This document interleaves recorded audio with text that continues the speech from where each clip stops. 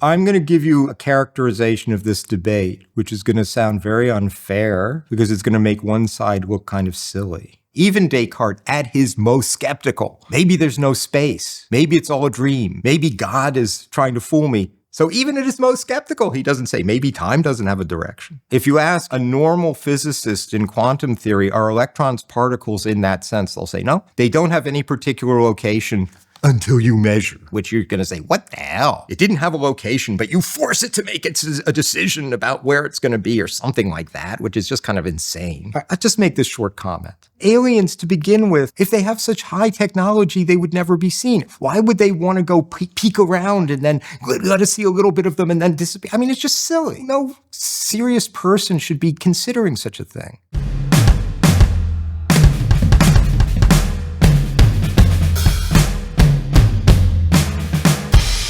My inclination when I was thinking about how to get this episode started was to ask you, what is time? But I decided that might be a little bit too broad to start us out.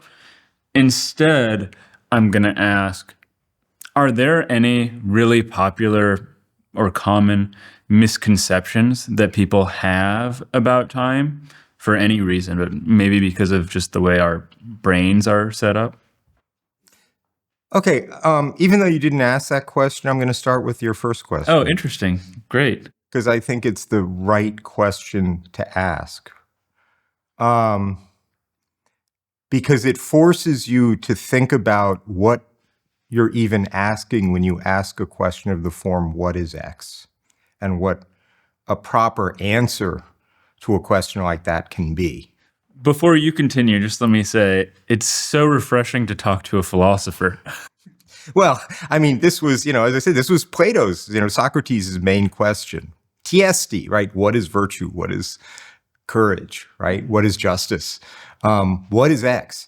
And what is X is an interesting question to reflect on, because I think a lot of the confusion about time arises because of the kinds of answers that are available to that question for time. So let me be a little more specific. There are things that exist but are in some sense composite or derivative. That is, in the most straightforward sense, they're made up of other things. So you say, what is a table? Or what is that table? And you say, well, it's a plank of wood about so-and-so and so-and-so with 4 legs that are glued on or screwed onto it. You give an account of a composite object in terms of its parts and how they're put together, right? What it's made up of. And that's perfectly satisfactory for a composite object. And in a certain sense, any composite object is derivative because you're saying there are more fundamental things that make it up. And you understand what it is when you understand what it's made up of and how those things are put together. But then if you reflect for a second, you say, okay, that kind of explanation has to run out somewhere, right? It runs out when you get to the very bottom. When you get to the things that aren't made of anything else, that aren't composed of anything else, that are not derivative from anything else, then that sort of answer simply is not available. And because that sort of answer isn't available, often people think there's a great mystery there, right? And everybody, I mean, maybe when you talk to people, there's this famous passage from Augustine's Confessions, when he's talking about time. It's quoted everywhere. I think 99% of the people who quote it have never read that particular part of the Confessions to understand the context, which is interesting. I mean, I won't go into the context right now. Maybe you'd like to. It's a nice philosophical context. But anyway, the quote is, Augustine says something like, everybody knows what time is until you ask what it is, and then you don't know what to say, right? Then you're like completely at sea. And that makes it sound like time is a great mystery. But I think the correct answer is no, that just means time is fundamental. It means time isn't made up of or derived from or composed of anything else. So then you ask, Okay, but then how do I understand such fundamental things, right? What kind of grip can I get on something that can't be taken apart into further constituents? And there you see, I understand those things by understanding how other things are made from them, or how they play a role in accounting for the derivative things, right? So you have the kind of let's take it all apart move downward.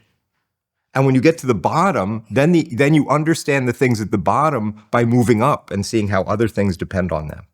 And you can talk about their structural characteristics and things like that. That's what I think the situation with time is. So people will often say there's this great unsolved mystery what time is. I don't think there's any such mystery at all. I think there are very specific structural questions about what we might call temporal structure. And now I'm going to come to your second question, which again, it's going to have a kind of surprising answer. So everyday folk think of time as having a certain kind of structure and have forever. And it's basically the structure that Newton, who we've talked about, quite explicitly postulates that it has.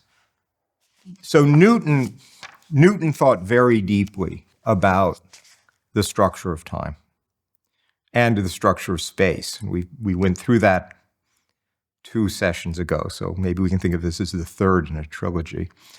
And what he has to say about time, I think most people would think was completely uncontroversial. That's the way they think about time. Time consists of instants or moments of duration. And so this is from, Newton talks about this in a paper called De Gravitatione, De Gravitatione e Equilibrio Fluidorum or something like that, but everybody just calls it De Grav. So it's about gravity. It's a very explicit attack on Descartes. If anybody wants to see this debate between Newton and Descartes, it's in this. And he says, the context of this is a little funny. He says, I'll just start the quote here. There's a very different relationship between space and body and space and duration, right? So what is, body is related to space by inhabiting space, by taking up part of space, right? My hand right now takes up part of space, Newton would say, and now a different part of space. But what about space and duration? What is the relationship between space and time? For we do not ascribe various durations to the different parts of space, but say that all endure together. The moment of duration, right, I snap my fingers, that's a moment of duration, an instant of time.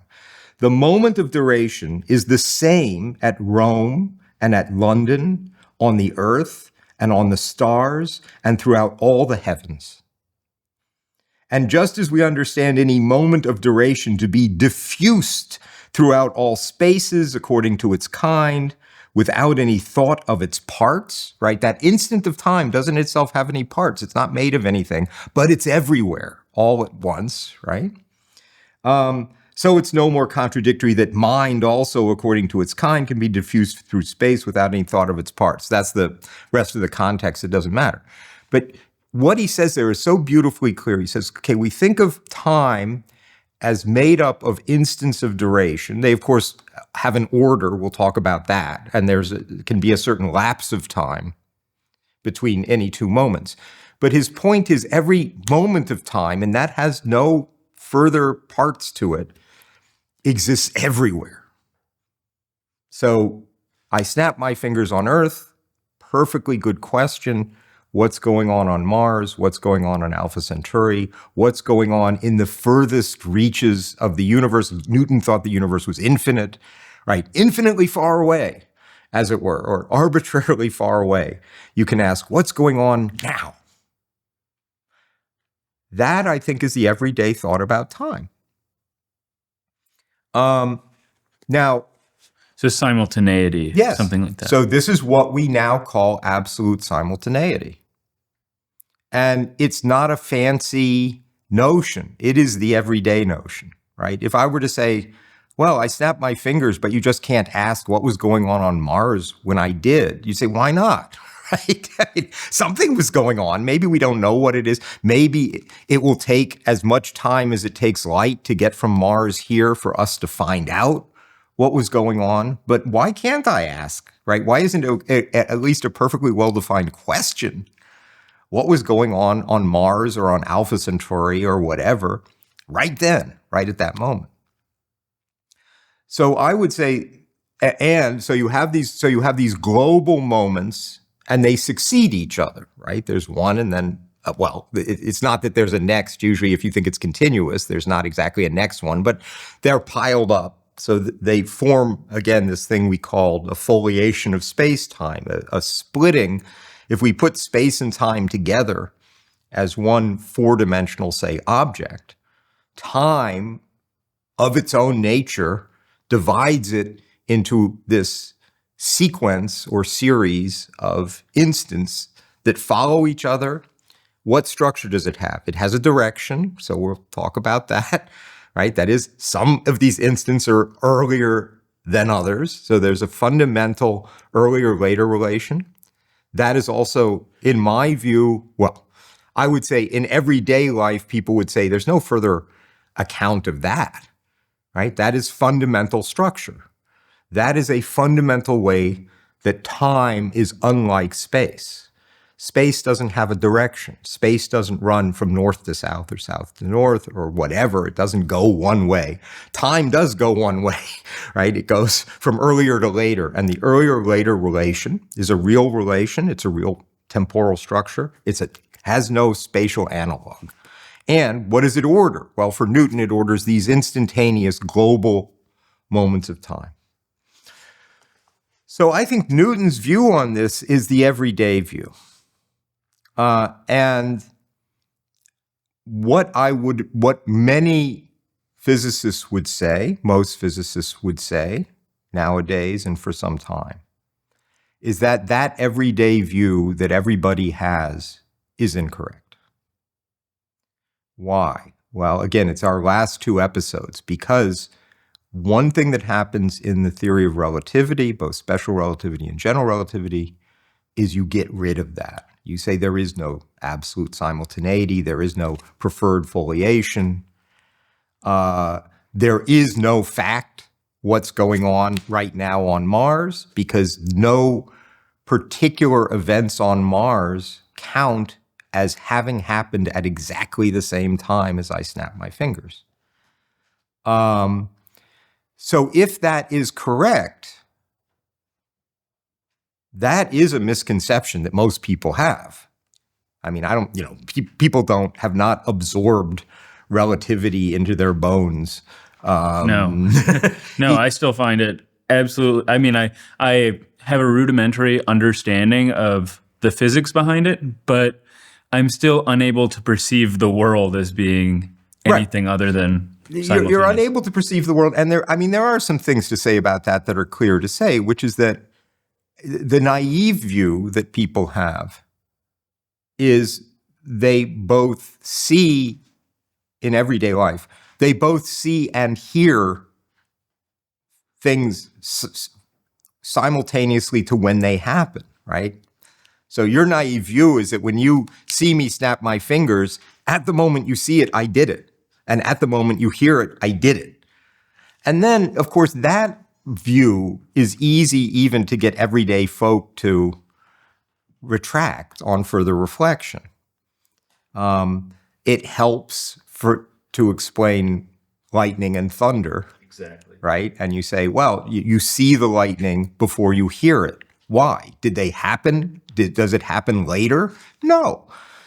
They're as it were, the thunder and lightning are created together. It's just that light travels much faster than sound. And of course, if the lightning happened way over there, you're not going to see it until the light has time to get to you, and you're not going to hear it until the sound has time to get to you. And because they go at different rates, the light and the sound get to you sequentially. Now, everybody, everybody understands that. Everybody sort of absorbs it, not in their everyday thinking, but you poke them a little bit and say, you just reflect. And they're going to be happy to say, yeah, you're right. The world, as I experience it, is a bit later than, as it were, when things actually happened. Maybe I've mentioned this before, but I'll mention it again, except now the name's going to disappear. So Flann O'Brien wrote a very funny book, and unfortunately I can't remember the title. But anyway, in it he has a character, a very funny character, who goes through this whole thing about. He's a very eccentric kind of thinker, and he says, well, when you look into a mirror, you think you're seeing yourself, but you're not, right? You're seeing yourself a little bit before, because there was a certain amount of time it takes for the light to go from your face and bounce off the mirror and get into your eyes. So you're really seeing yourself slightly younger. And he said, so then it occurred to me to set up the usual situation where you have two mirrors, right? Now you have this infinite hall of reflections like you have in Citizen Kane. And then I got a very fine telescope and started looking. And as I looked at the further, deeper images. Of course, I got younger and younger. And then he says, I followed this back as far as my telescope would work until I could see the beautiful face of a beardless youth. But there I was stopped by the power of my telescope and the curvature of the earth. I mean, it's just hilarious, right? As if you could look as far back in time as you like with that particular scheme. Okay, but everybody understands that. Everybody says, oh, these stars are, 100 light years away. If we see the star explode, it really exploded 100 years ago. So all of that is, again, it's not the way you immediately think about things, but in that case, just a little bit of reflection. And you realize, no, my eyes are not somehow reaching out into the world and seeing things as they occur, because the light has to get into my eyes. But all of that is still consistent with Newton's picture, and that's the way we talk. We say, look, that star is 100 light years away. It didn't blow up just now. It blew up 100 years ago. Now, again, in relativity, you're going to say, no, there's no fact about how long ago it blew up. Right? That, again, is something in relativity. Because you get rid of absolute simultaneity, you also can't ask, there is no precise answer to a question like, how long ago did something happen? I mean, we say commonly, the Big Bang was 13.7, 13.8 billion years ago. Well, not in every reference frame, or not according to every clock. I mean, we could go back and talk about clocks in proper time, as we did in the last 2 episodes. So there's Newton's picture, which is the everyday picture.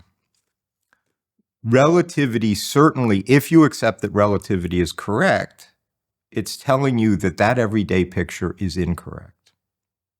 Not in ways that are going to affect your everyday life, not in ways that will, affect how you make breakfast, or how you, manage to get to a meeting on time and whatever. But nonetheless, it's incorrect. Having said all that, I think relativity is wrong. I think that actually the situation is that I can tell you how things are according to relativity, but I think we have every reason to believe that relativity itself is incorrect, and that the correct theory of temporal structure is at least closer to the everyday one. So it may be the everyday folk were closer to being correct all along. Not exactly right, but with respect to this question, is there an absolute foliation? Is there really a kind of global set of succeeding instants? I think we have every reason to believe there is, and that physics is now going to move forward, is going to have to go back to something in that sense more akin to what Newton believed and what everyday folk believe. Probably different, not exactly that, but in that respect. So when you ask me, are there misconceptions? Of course, you can only judge a misconception relative to a theory that you take to be correct. So if I take relativity to be correct, I can tell you all kinds of misconceptions you have. But I also want to warn you, I think relativity isn't correct. And it may be that some of these aren't misconceptions. Interesting. I mean, I think it is worth spending a bit more time on fundamentality right now, just because it's fundamental to your own view of time. So that being said, in your explanation, you appealed to both philosophy and physics, and then you rejected the theories of physics that I thought you were using to help explain why you thought time was fundamental. So I'm wondering where the really firm belief you have that time is fundamental comes from, especially since this is a very contentious issue among philosophers and physicists. Sure. Again, I probably complained about this before, but I'll never stop complaining. I don't like dividing up this is physics and this is philosophy in this kind of discussion. And although Newton had a very different view of the structure of time than appears in special relativity, which is a bit different than appears in general relativity, all of those three theories agree that it's fundamental, right? That is, in all of those three theories, when you get down to the fundamental temporal structure, it's not explained by anything else. I mean, in relativity, it's of course a kind of fundamental space-time structure, but part of it is this thing we call proper time that we've talked about. And that's just a fundamental aspect of spatiotemporal structure according to relativity. So it's not as if there's a dispute in physics on that point. Now, there is a dispute. I kind of want to just jokingly prod the bear and say, but what about string theory? String theory uses time. I mean, time just shows up in Newton as a parameter, t, that we call. And it shows up in string theory just as well, insofar as you can make any sense out of string theory in terms of space-time structure. I mean, string theory is a weird amalgam of some quantum mechanical ideas and some not very well thought through spatiotemporal ideas. I mean, we can talk about string theory, but in it's not as if it's going to be any different. Now, the one place where you're going to get pushback, and you've gotten pushback from David Albert already, and here I just completely disagree with David, is about the direction of time, the idea that time intrinsically, not because of the distribution of matter, not because of the initial conditions of the universe, time has a direction. I would say, yeah, time has a direction, and it's because it has a direction that we can even talk about the initial condition of the universe, right? Initial means at the earliest time, if there is one, or at an earlier time anyway. So there are many people in physics who try to argue that there is a problem of the direction of time which arises from the idea that physics is telling us that time doesn't have a direction. And therefore, the rhetoric is, that's all an illusion. That strikes me as just, there's not a reason in the world to believe. I mean, not only there's not a reason in the world to believe it, there are even physical reasons not to believe it. Okay, even physics itself is telling you that isn't true. And they tend to just take all these things that physics are telling you and shove them under the rug when they're inconvenient. That's all this stuff about, oh, if you show the movie this way or you show the movie that way, can you tell the difference? Blah, blah, blah, blah, blah, blah. Okay, there are interesting questions about the directionality or asymmetries. There are lots of asymmetries in time. Let's just start with the kind of one that's often used. Here's an asymmetry of time. I show you two pictures of the same person taken 60 years apart. You can probably put them in order, which was earlier and which was later, right? Without my telling you. And, well, you know, the older one, they've got gray hair and they're wrinkly and blah, blah, blah, right? That's true. That's an absolute asymmetry. Temporal asymmetry that exists for humans now. It's not built into physics in the sense that you could perfectly well imagine a creature whose biology was such that soon after they were born, they were wrinkly and white-haired. And as they grew older, their skin became less wrinkled and their hair acquired color, right? That could happen. I mean, it's all just built into our genes. Those are what we call frozen accidents. It's like the fact that that we tend to metabolize dextrose and not levulose, which are mirror image molecules, right? Sugar molecules. Chiral molecules? Chiral molecules, right. So the mirror image isn't the same. It's like a helix that twists one way or the other. It turns out on Earth that for whatever reason, plants tended to produce dextrose and not levulose. And therefore, animals like us evolved to metabolize dextrose and not levulose. That's a spatial asymmetry. It's a de facto spatial asymmetry. It's not built into the laws of physics, right? There could easily be, on some other planet, you'd actually sort of figure it's 50-50. If it's going to go one way or the other, you could imagine a planet where plants produce just as much dextrose as levulose, and the creatures can metabolize both of them. That's not a fundamental asymmetry, right? That's an accidental one. Lots of accidental temporal asymmetries. People talk about thermodynamics, and that's a very interesting topic. And in thermodynamics, there are the laws of thermodynamics, which we don't think of as fundamental laws, have a time direction clearly built into them. So you say, if the temperature in a body, in an isolated body, is not uniform, if it's hotter in one place than another, it'll tend to evolve. According to the laws of thermodynamics, it must evolve toward equilibrium, right, to a point where the temperature is the same everywhere. And that means you can tell, again, earlier and later, I give you two thermal snapshots of this object, and I tell you nobody fiddled with it in between. And you can say, oh, this one was earlier and that one's later, because here it's hot on this side and cold on that side, and here it's uniform temperature. So there are lots of temporal asymmetries, and there are puzzles about them, how you explain them, how you account for them, which one. How many can be brought under the broad umbrella of thermodynamics? How many can be brought under the even broader umbrella of statistical explanation? How many can't do either, right? Why our hair tends to go from dark colored to white? That's not because of thermodynamics, and it's not because of statistical mechanics. It's because of the peculiarities of human genome. And some other creature, it could easily go the other way and not violate any laws of physics. So there's an interesting question there. But I don't think there is or ever has been any indication from physics that time itself is not directed.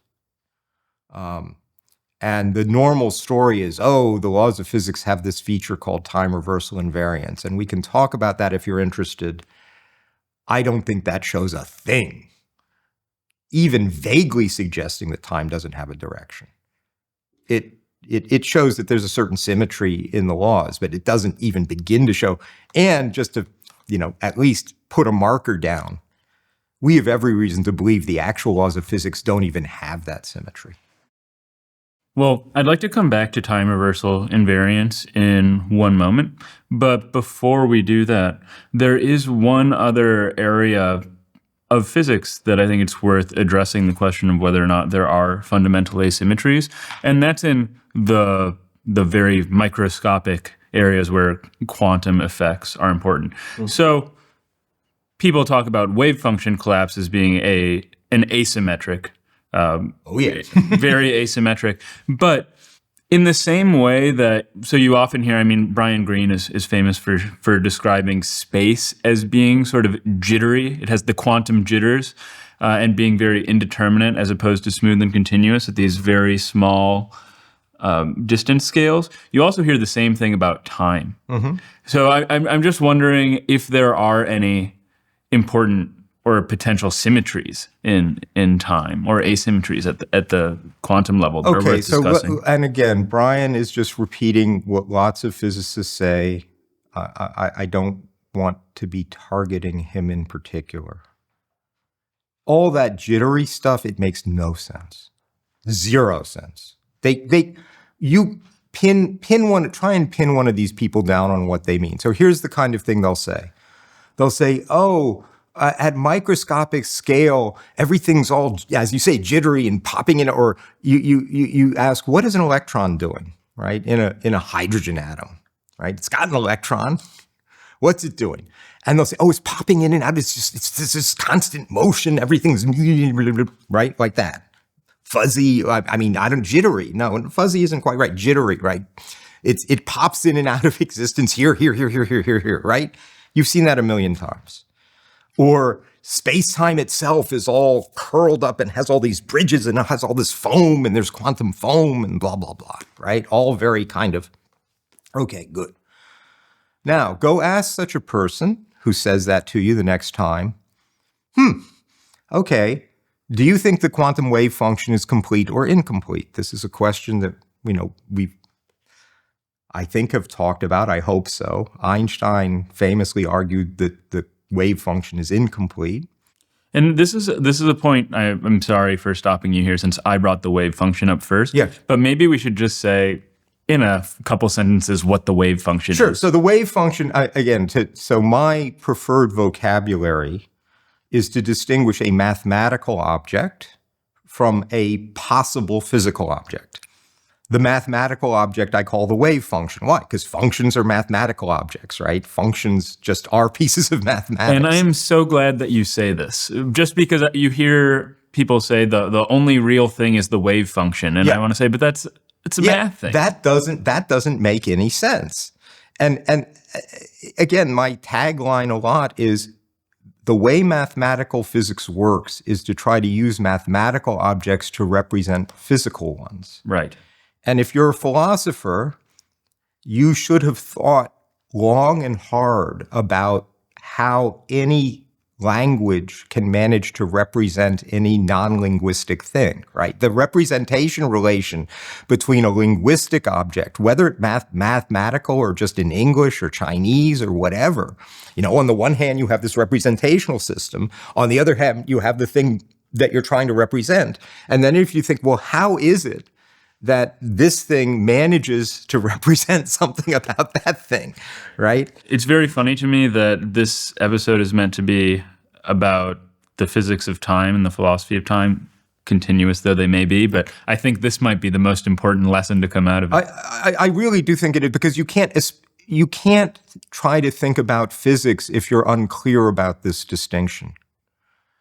So there's the wave function, okay? It's just a mathematical gadget in certain physical circumstances by means of pretty good rules of thumb anyway. Starting in 1920s, we kind of know how you assign wave functions to some physical systems, usually atoms and, electrons and things like that. And we know how to mathematically manipulate those things in order to make certain predictions. And those predictions, in many circumstances, turn out to be astoundingly accurate. And so your thought is, gosh, that mathematical gadget is somehow getting at something or other, right? It's somehow representing something or other about that system. Now, the thing, it doesn't make any sense to just say the physical object has a wave function for the reasons we just gave. That's a mathematical thing. My preferred locution is, if you think an individual system has a physical feature that is fairly directly is something you have to think hard about, but just leave it a little vague now, fairly directly represented by this wave function, call that thing the quantum state of the system. Okay, so then you say, okay, systems have quantum states. Individual systems have quantum states. Now, Einstein didn't believe that. He thought that he didn't disagree there were wave functions, and he didn't disagree you could make pretty good predictions with them, right? I mean, he knew what was going on. He thought that wave functions just don't represent anything about individual systems. He thought they were kind of statistical summaries of large ensembles or large collections of systems. So the fact that the wave function was, as it were, spread out in space, as we might say, doesn't mean that anything in an individual electron is ever spread out in space. It just means that if you take a whole bunch of electrons, then they're distributed in space, right? That spreading of the wave function for Einstein was not a physical characteristic of the individual system. It was a collective characteristic of an ensemble of systems. That turns out to be a very hard doctrine to make sense of because of two-slit interference. I mean, things we can talk about. They're quantum phenomena that don't seem to be explicable if you take Einstein's view there. And I think most of us think Einstein was wrong about that. And I think it's very hard to make any sense of quantum theory without thinking there is a quantum state of individual systems. And let's add, because of entanglement, ultimately there's only one quantum state, and that's the quantum state of the entire universe. Because once two things get entangled, you can't even ascribe them individual quantum states. So yeah, there is a, I mean, I think we have every reason to believe there's a quantum state. There's ultimately one fundamental quantum state. Now we're back to fundamentality. It is the universal quantum state. That raises a real interesting question, by the way, which most physicists have never even thought about. But I never use that to make predictions. I wouldn't know how to use, I mean, nobody knows what that is. I mean, the entire quantum state of the universe. Somehow, in certain laboratory situations, I'm able to ascribe wave functions to little subsystems. So the people who talk about this, I mean, Shelley Goldstein, a lot of the Bohmians talk about this because it's an easy way to understand the theory, is there's a big psi, capital psi. That's the fundamental physical one, or that mathematically represents the fundamental physical quantum state, which is the universal quantum state. Then there's little psi. That's the one we actually use to make predictions with. We attribute little psi's somehow to subsystems. And that raises a very interesting question, which is why does that work? Right? What is this little psi? Because it's not independent of the big psi. Somehow the big psi and whatever else there is has to determine the little psi. How does it do that? We're back to fundamental and derivative. The big psi is fundamental, or the big psi represents something fundamental. And the little psi that we actually use doesn't. It represents something derivative. It represents something constructed. It turns out in a kind of pilot wave approach, you can give a very clean mathematical account of how that works. In other approaches, you can't. How they explain it is a bit of a mystery, not one they've ever thought much about. So ultimately, the question of ontology, which is the question of metaphysics, is what is there? And there's lots of things that exist that are not fundamental, right? This chair exists, it's here, but it's not fundamental, right? It's derivative. It's made up of atoms or something all put together in a certain way. That's why, David Albert has a nice example. He says, look, for non-fundamental things, you don't worry about conservation laws. So his example is, look, what about fists? What's a fist? Well, there are fists. Here's a fist. Fist is just a bunch of fingers curled up. What does that mean? It means there's no conservation law that there have to be n number of fists in the world. Look, now there's one, now it's gone, now it's here, now it's gone, now it's here. And okay, big deal. Why? Why is that not a big deal? Because it's not fundamental. It's derivative. It's just a fist is just an arrangement of fingers.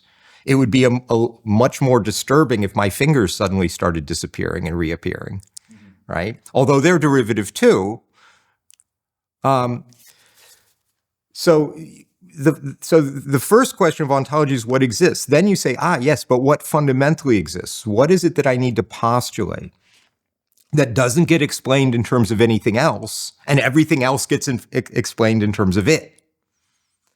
One of the things there seems to need to be that physics is telling us is a universal quantum state. We need to have a space-time. That space-time has to have a structure. Newton attributed it a certain structure. Special relativity attributed it a different structure. General relativity attributed it yet a different structure. I think, as I said, the correct answer isn't any of those three, but in certain ways it may be closer to Newton than to Einstein because of non-locality, because of quantum mechanics to explain quantum mechanical effects. Now, we started with all this. I'm going to go back. I haven't forgotten. With jittery space-time, right? Because you said, oh, they say at a microscopic, everything just jittery. Okay. So there's this fundamental question about quantum theory, which was brought up by Einstein from the beginning and famously in the EPR paper. And the title of that paper is something like, the English isn't quite right, is quantum mechanical description of reality complete? And complete there in that title means does the quantum mechanical description somehow describe or represent everything physical? And by the quantum mechanical description, they meant the wave function, right? That's what they meant. Does the wave function that I attribute to a system somehow or other reflect every physical fact about that system? The whole point of that paper was to argue no. That was their conclusion. They thought we need to go further with understanding quantum theory, that as it stood, it couldn't possibly be the final story. Now, most physicists today, if you ask them, is it complete? Leave aside gravity. Okay, gravity causes it. They would say, yes, it's complete. Einstein was wrong. Einstein blew it there, right? He needed to take quantum theory more seriously. So let's suppose the quantum description, the quantum wave function is complete. Everything about the system is somehow reflected in that. And now you say, okay, so good, there's a vacuum state. So people will talk about the vacuum state in quantum field theory. I'm sure you've had people talk about the vacuum state in quantum field theory. There are other more complicated things to say about it, but let's just start here. There's a quantum state. Good. Suppose that I've got a quantum vacuum. And then they'll say, oh, in that vacuum, it's all jittery. Things are, there's all this vacuum energy, blah, blah, blah, blah, blah. You say, really? Is that quantum state itself changing in time? Does it alter a speck in time? Nope. Static. Stationary. They can't disagree with that. It's just a fact. In quantum field theory, the vacuum state, unless you poke it, is stationary. If it's complete and it's stationary, ain't nothing changing. Right? It's complete. It somehow represents everything. It's stationary. It's not changing. Conclusion, on that basis, nothing's changing. Nothing's jittering. Nothing's jumping around. Nothing's fuzzy. Nothing's buzzing around. Can't be. If you want to say the kinds of things that you've heard Brian and many other physicists say, you can say them, but the first thing you have to say is, I don't think quantum mechanics is complete. I think that there are other physical facts about systems that are not represented by the quantum state. And what's interesting, I think, in this case is that Brian's a string theorist, and string theory is just fundamentally quantum mechanical. Yeah, Brian's a string theorist, but again, and let me just say this about all string. I mean, let's walk back before string theory. Before string theory, people said, okay, there are particles. They talked about particles.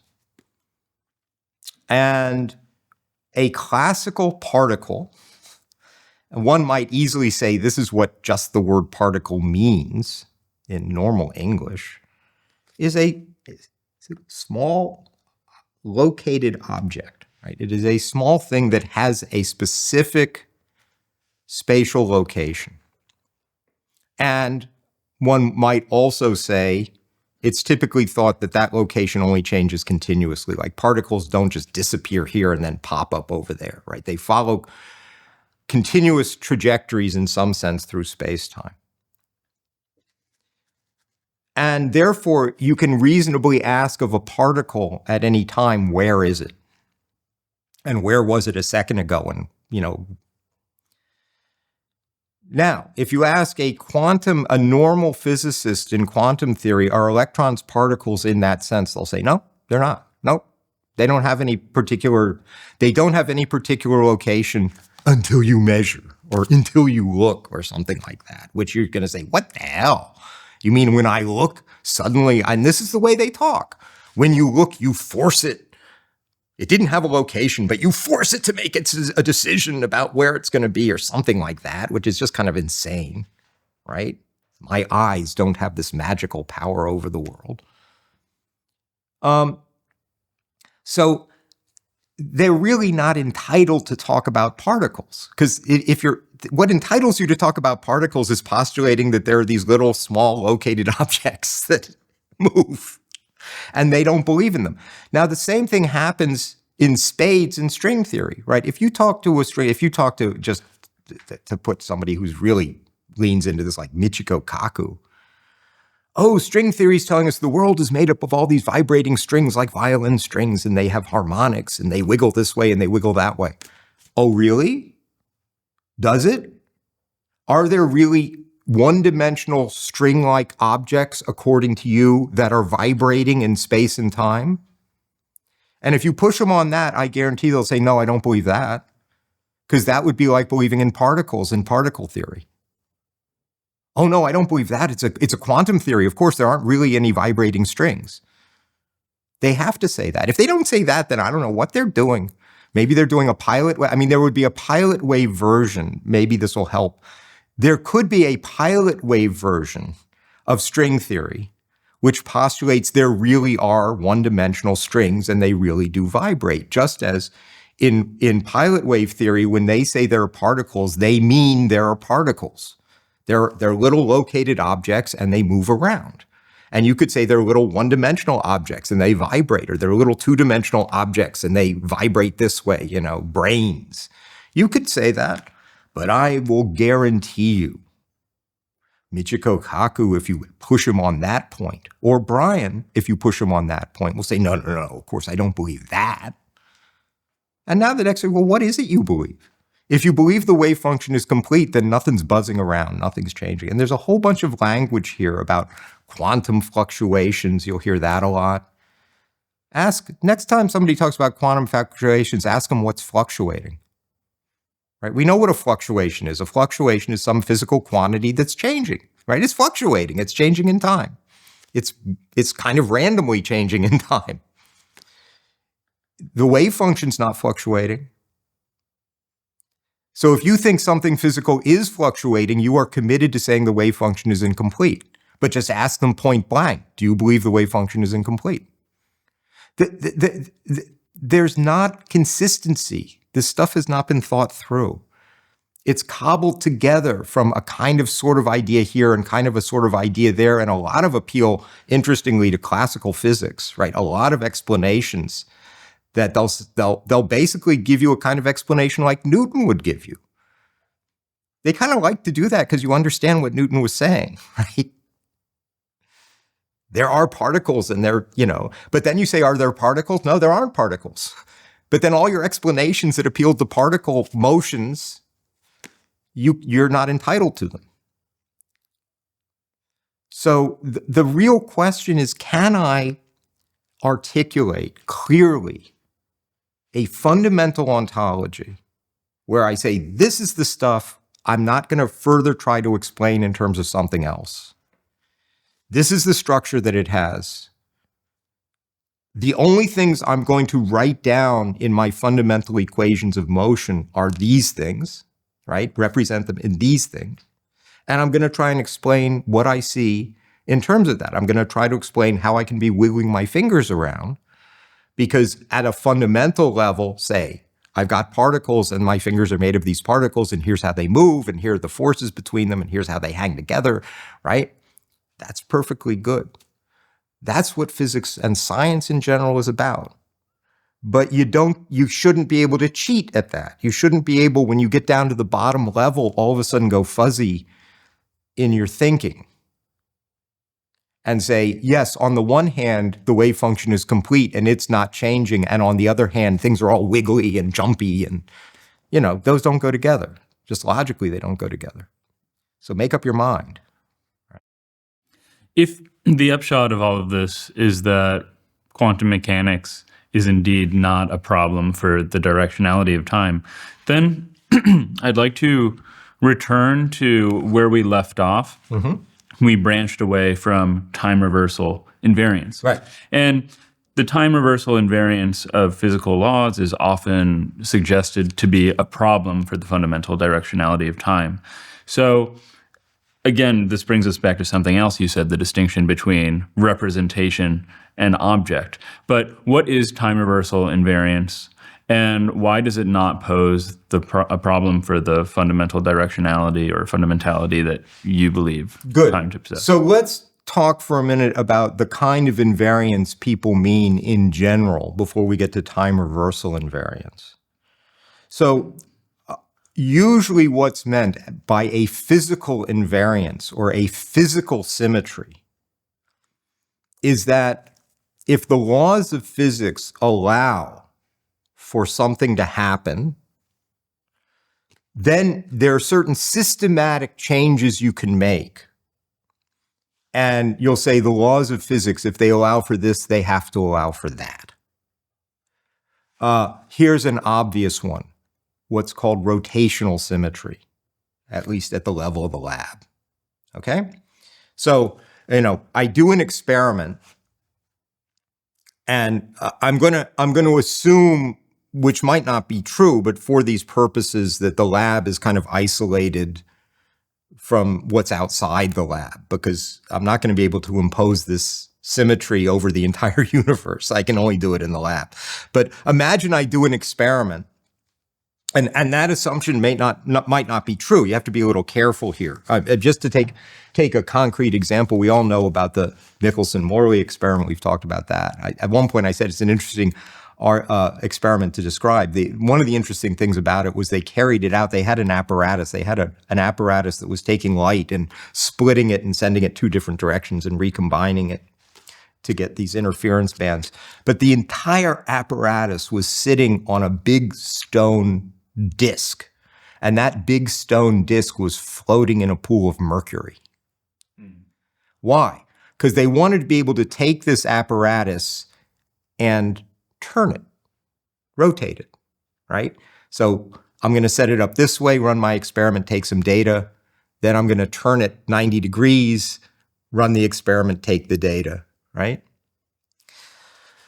Now, in most cases, what you would expect is that the data will look the same. Now, of course, that's not always true. If I just put a compass needle there because of the ambient magnetic field of the Earth, it wouldn't look the same, right? But again, we're assuming that somehow we can shield the lab. I mean, we could even put metal around it so the magnetic field of the Earth doesn't penetrate into the lab or whatever. But you think the kind of, suppose I've got the laws of physics, and suppose I imagine, according to the laws of physics, the situation where there's just no magnetic field. There's nothing outside the lab. The lab is sort of all there is in the universe. The rest of it's vacuum, that's empty. Do the laws of physics say that if I rotate the system, that there'll be, you'll get the same data, essentially? We normally think that's what you'd expect. In fact, what we think is that if that doesn't happen, then it's your obligation as a physicist to find out what is this thing you're not taking account of, right? So this is how you might discover there is a magnetic field, is because, wait, I've got this little thing in my hand and I turn it like this, but the little pointy thing doesn't turn, right? It keeps pointing this way. That's just an indication that I haven't yet accounted for everything. There must be something that's, as it were, determining that it aligns this way. Of course, we think that if we were to rotate the entire Earth, the magnetic field would rotate with it. And again, now the results would show up the same in the data. So that's what that's basically what a symmetry is, right? A symmetry is supposed to be a transformation of the physical situation that doesn't create any qualitative or observable difference. And we typically think that space is isotropic, which means if we were to rotate everything relevant, nothing would change. And homogeneous, which is that if I do the experiment here and then I pick it up and just plunk it down over there and do the experiment, I should get the same result. Again, that doesn't always happen, but when it doesn't, I think that's a failure of physics. I'm going to say, gee, if I do the experiment here and it comes out one way, and I do the experiment here and it comes out a different way, there must be something physically different between these two locations, right? There must be something going on. And I ought to figure out what that is, right? This is a kind of methodological demand. And nobody would kind of be very happy to say, no, there's no difference at all. I mean, that would more or less be the end of physics. Okay, so there are all of these symmetries. We've got rotational symmetries, we've got translational symmetries. Galilean symmetry is fancier, right? Galilean symmetry, we've talked about, do a bunch of experiments in a boat that's at anchor in a harbor, record the outcomes. You're jumping around and you've got these flying, insects and so on, dripping water. Now put the boat in motion, but on a calm sea, so it's moving in a straight line at a uniform rate. All the same, it'll look all the same. That was supposed to be a symmetry in the phenomena for Galileo. So what's time reversal symmetry? Well, it would better be called, classically, time derivative reversal symmetry. Not time reversal symmetry, but time derivative reversal symmetry. What do I mean by a time derivative? Well, the usual time derivative, the one you're familiar with, is velocity, right? I have an object moving like this, all right? So it's constantly changing its position. It's got a velocity. Reverse the velocity. Okay, I mean, instead of going this way, have it go this way, right? That's a change. It's like rotating this or moving this. Try and take all of the moving pieces or changing pieces of a situation and reverse their time derivatives, reverse how they're changing. If they were going upward, now make them go downward. If they were going to the right, now make them go to the left. Now, what happens with time reversal symmetry is the following claim. Take an initial state of a system, let it evolve through time to a final state, right? And the final state could be very different from the initial state, right? All kinds of stuff going on in between. Now, take that final state, time reverse it, time derivative reverse it, and make it now the initial state and let it evolve. And the idea is that if the laws have time reversal or time derivative reversal invariance, then the final state, when I reverse the derivatives, will evolve over the same period of time to the time reverse of my original initial state. And that was a little complicated, so let me say it again. I have an initial state, a final state, Ti, Tf. I have a time derivative reversal operator. I say, okay, take Tf, take the final state of my experiment, reverse the time derivatives, and make that now the initial state of a new experiment. If the laws have time reversal invariance, that will evolve forward in time to the time reverse, to the time derivative reversal of my original initial state. So I go from here to here, plunk this down here, reverse all the time derivatives, let it evolve, and then this should be now the reversal of that. That's what the symmetry is. That, you can look at some laws of nature and say they would have that symmetry. Newton's laws, F equals ma, have that symmetry, right? So if you say if the fundamental dynamical laws are Newton, it will have that symmetry. Does that mean time doesn't have a direction? No. Newton knew they had that symmetry. Newton thought time had a direction. I mean, it's just crazy to think the existence of that symmetry suggests that time itself doesn't have a direction. A. B, ironically, in quantum theory, it doesn't have that symmetry. Okay, so that very symmetry, which Newton is in Newton's physics, is in Maxwellian electrodynamics, has that symmetry. It goes away in quantum mechanics. In quantum mechanics, if you're doing quantum field theory, it's believed, it's postulated that there is a fundamental symmetry of the equations that's called CPT. CPT means you don't just do one thing, like we've talked about, just twist it or move it or do this. CPT means you do three things. C is charge conjugation, so you replace all your particles with antiparticles. P is parity, so you replace your laboratory with a mirror image. So that's, right-handed screws become left-handed screws. And T is our time derivative reversal, time reversal operator. Okay?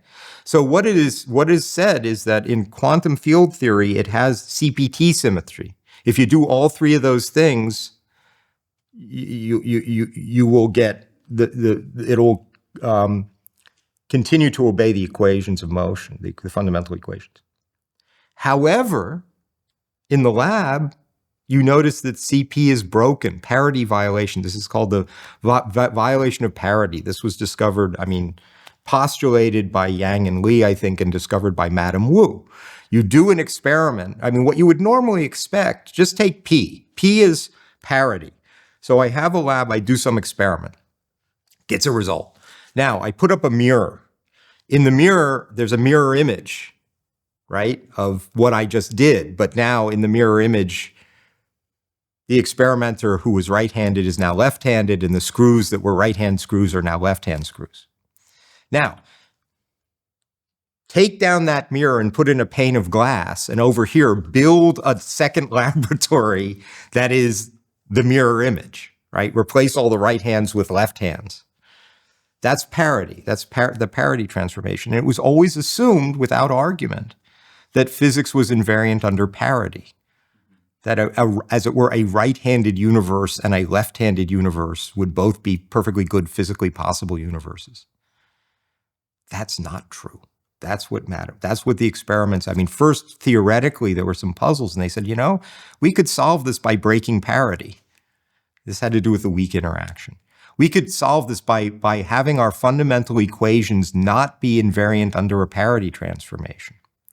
And then they checked, and lo and behold, you do the experiment and you try to do the mirror image experiment, but the result is not the mirror image result. Nobel Prizes all around. P is not a symmetry. CP is not a symmetry. But it said CPT is a symmetry. Now, the only way that you can recover CPT if you've broken CP is to break T. That's just mathematics. So everybody, physicist who knows quantum field theory will say, no, T is broken. And T is the thing that corresponds to what we call time reversal invariance.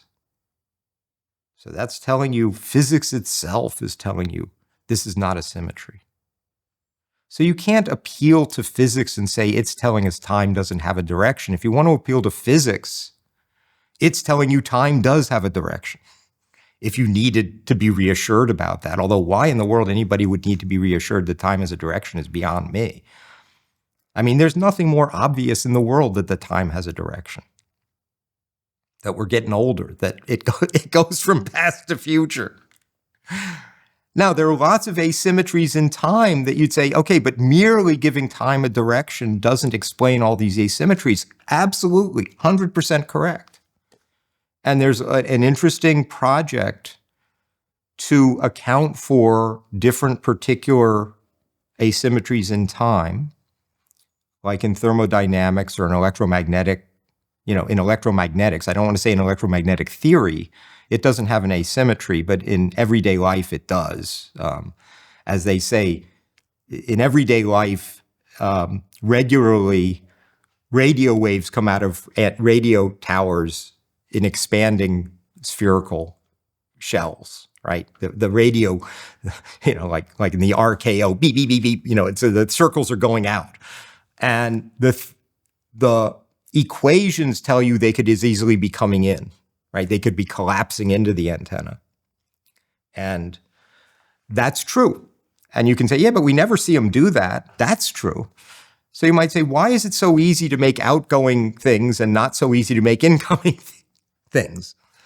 Or to use the example everybody uses, every day we see bottles fall off, or anyway, we've all seen bottles fall off of tables and shatter on the floor. The time derivative reversal of that would be a bunch of scattered pieces on the floor that, as it were, seem to spontaneously suddenly jump up and assemble themselves into a bottle and deposit themselves on the table. Well, we never see that, ever, ever, ever. And then they say, yeah, but if you look at the laws of physics, it says if the one can happen, the other can. That's also true. That's the time reversal invariance of the laws. They tell you they can both happen. And then you say, well, here's a puzzle. Why do we see one all the time and we never see the other if they both can happen? Now, it's a funny kind of puzzle because we all know the laws of physics allow for all kinds of things we don't see. I mean, the laws of physics allow me to win the lottery, right? My winning the lottery is not going to violate the laws of physics. Why don't I ever win the lottery? I mean, you say that's a strange question. Why would you expect you're going to win the lottery just because the laws of physics allow it, right? I mean, it's a very strange situation if you say, I expect everything that the laws of physics say can happen to happen. We don't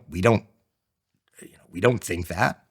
But there is, there's a good question about why some things are relatively easy and some things are not merely difficult for us to arrange, but at a practical level, impossible for us to arrange, right? I mean, I don't care how much money you give them. No scientist will ever come up with a situation where they can set up a bunch of separated pieces of glass on what look like a floor and somehow, I don't know, jiggle it. And all of a sudden they jump up and assemble themselves into a bottle. They're not going to be able to do it. It's too hard, too chaotic. It would require too much fine tuning. And they'll never be able to do it. Okay, so there are reasons why they can't do it, and there are physical reasons why they can't do it. And you have to get into the physics to understand what we can control and can't control and this and that. That's all determined itself by physics. So sure, these asymmetries are interesting, and whether you can bring them all under, I mean, you can't bring them all under the umbrella of thermodynamics. People often bring in thermodynamics because it is explicitly temporally asymmetric in its laws. Like the laws say that the temperature of an isolated body will tend to even out. So then you can tell if I give you two pictures which came earlier, right? Not every one of these things is thermodynamic. People often make that confusion. Then there's a much larger umbrella which we can call statistical mechanical. So there are things. If I take a jar that's got yellow and blue particles that are otherwise the same, and the yellows are on the bottom and the blues are on the top, and I shake it, okay, it's going to look uniformly green after a while. If you take your microscope, you'll see the yellows and blues all mixed up. There's a perfectly good statistical mechanical explanation of that. That's not a thermodynamic. That has no thermodynamic interest. People say, oh, the entropy went up, not the thermodynamic entropy. Oh, I did because I warmed it. I mean, I warmed it up by shaking it, but that's not the point. I would warm it even if it was all yellow. People often say, oh, entropy is a measure of order. That's untrue. Not the entropy that appears in thermodynamics. So you've got a kind of big thermodynamic umbrella that a lot of phenomena fall under. A bigger statistical mechanical umbrella that all of thermodynamics falls under, but a bunch of other stuff as well. And there's a question of, okay, what asymmetries in time can I explain thermodynamically? What asymmetries in time can I explain statistical mechanically? Are there other ones that I can't explain either? Our hair going from dark to light, neither, right? Because it would not violate any law of thermodynamics or any law of statistical mechanics for us to have genes where we were born with gray hair and we grow up, as we age, it gets darker. That's neither of those. That's just a kind of accident. It doesn't really have a deep explanation. It just worked out that way. I think you have done at this point some serious damage to the idea that time does not have a direction. Good. Yeah, I'm sure that we could come up with some interesting cases or possible objections, and maybe we'll do that later if there's time. But let's assume that there's a direction for now. Yeah, good assumption. Maybe I've said this to you, even Descartes in Meditation 1, even Descartes at his most skeptical, maybe there's no space. Maybe it's all a dream. Maybe God is trying to fool me. It never occurs to him, maybe time isn't going on, right? He's thinking. There's a whole sequence of thoughts and beliefs and reasoning going on that he never questions that it's going on, and that reasoning takes place in time, right?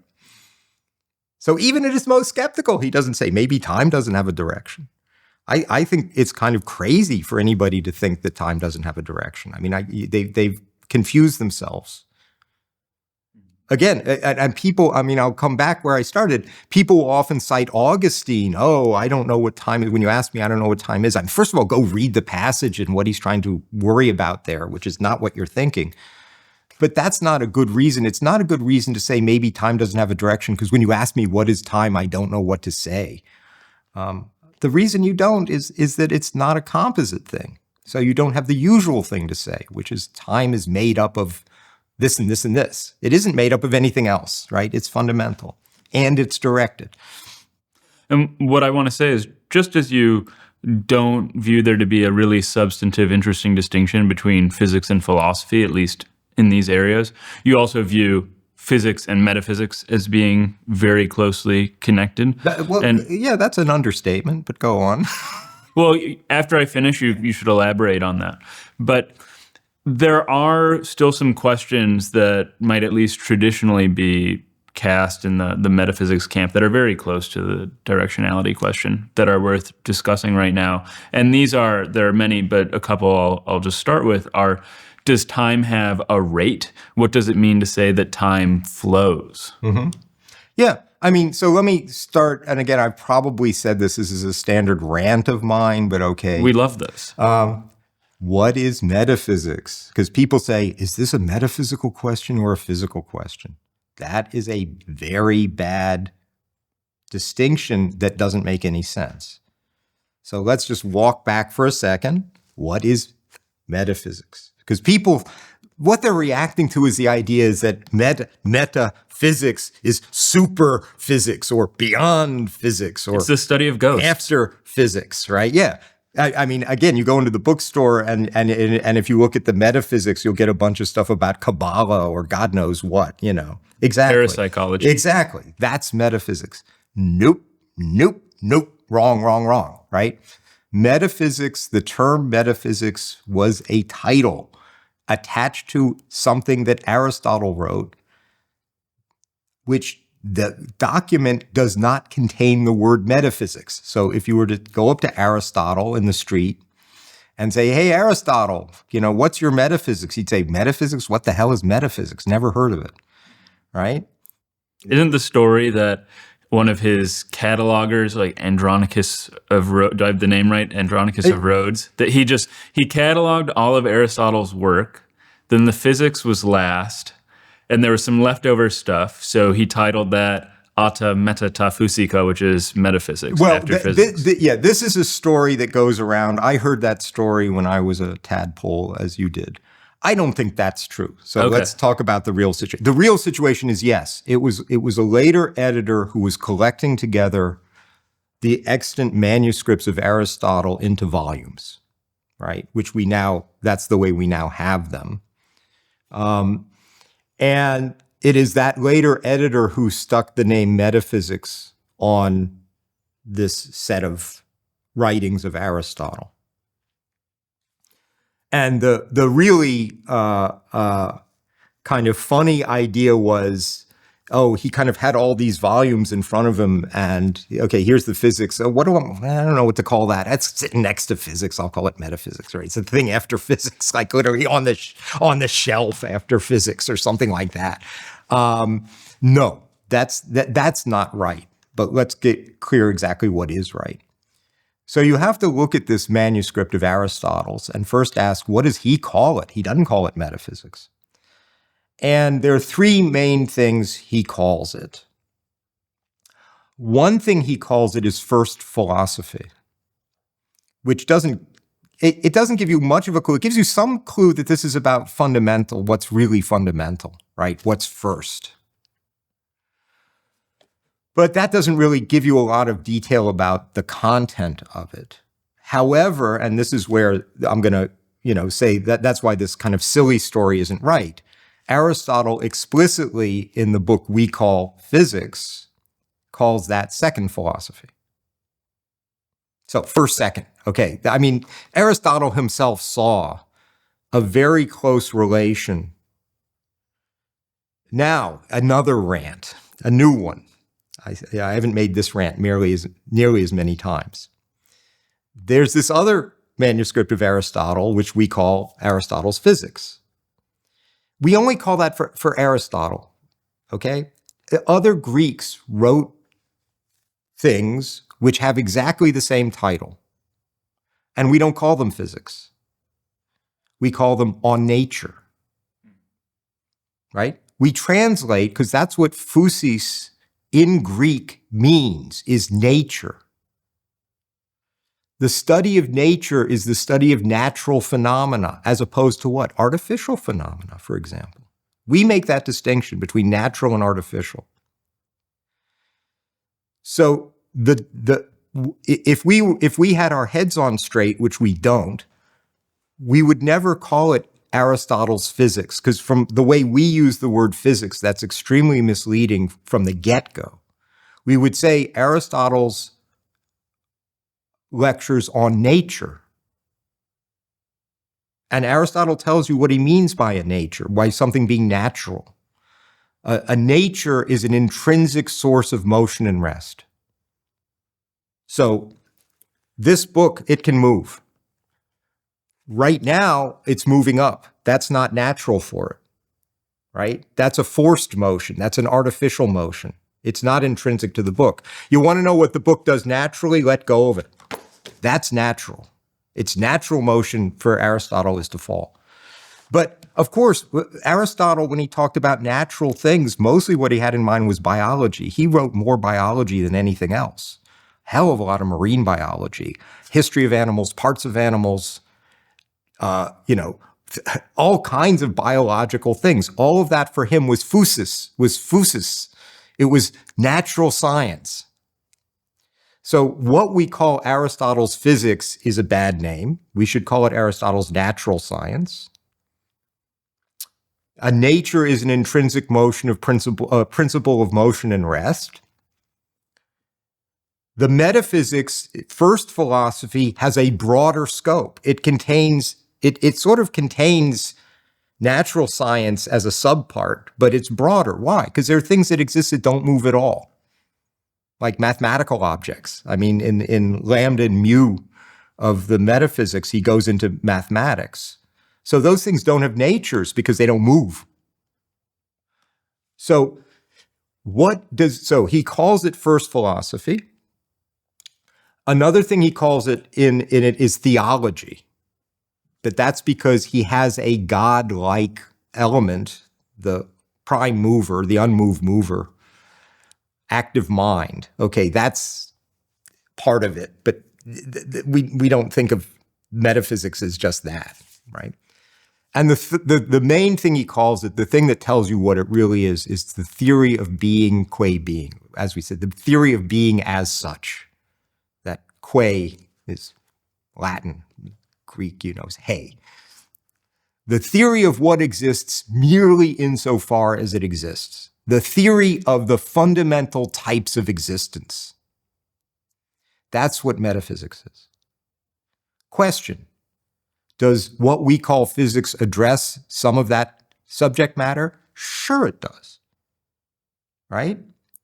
When physics tells you that there are hydrogen atoms and they're made up of a proton and an electron, that's telling you part of what there is, fundamentally.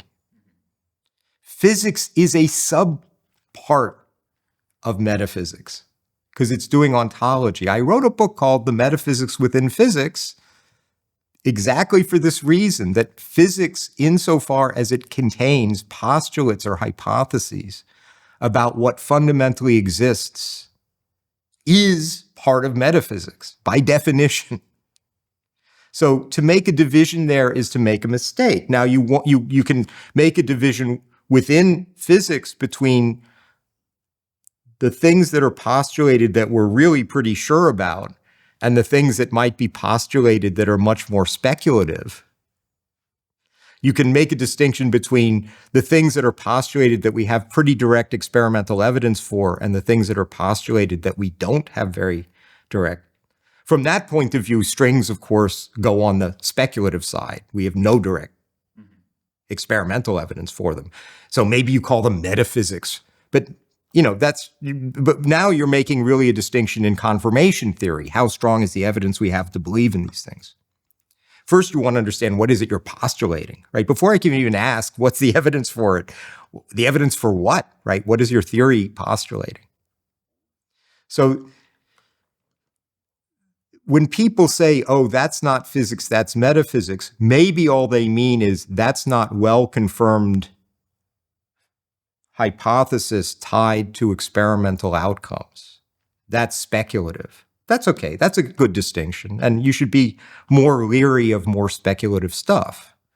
But that's not a distinction between physics and some other spooky realm, right? So now that we've gotten that cleared up, Thanks I can't remember what the question was. Yeah. No, we start with... It was clearly a vast understatement on my part. But the question was, I said that there were many other interesting topics that are traditionally cast as metaphysical that are quite close to the question of directionality, such as rate and flow. Oh, rate and flow, right. Yeah. So, yeah, there's, again, okay, this is a long complaint. So people say, okay, if time passes, at what rate does it pass? And then you say, okay, you want a rate, you got to give me units.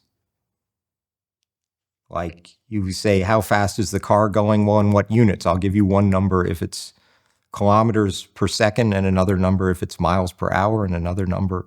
Okay. Well, what kind of units could there be for the rate at which time passes? You're asking, as time goes on, how much time passes? Okay, that's pretty easy. 1 second per second, 1 minute per minute. You want a different number than 60 seconds per minute? That's another rate. Does it do that? Sure, it does. I mean, you're not going to literally tell me it doesn't do that. You're not going to tell me that a second from now you won't be a second older. Of course you will be, right? Then people get upset. Oh, but that's a trivial answer. Okay, what do you want? Trivial is true, right? Triviality typically means nobody's going to deny that. So you wanted to know how fast time passed. Then say, oh, shouldn't time be able to pass at 2 seconds per second? Well, no. I mean, of course not. What would that even mean? What would that even mean? That would only make sense if you had two different types of seconds. You had seconds and metaseconds or hyperseconds, and then how many seconds pass per hypersecond. But there are no hyperseconds. There's just seconds. There's just time. But presumably they mean couldn't twice move twice as fast. And that at least seems facially plausible. I mean, a car can move twice as fast because the units are miles per hour, and you can change the number of miles and keep the same number of hours.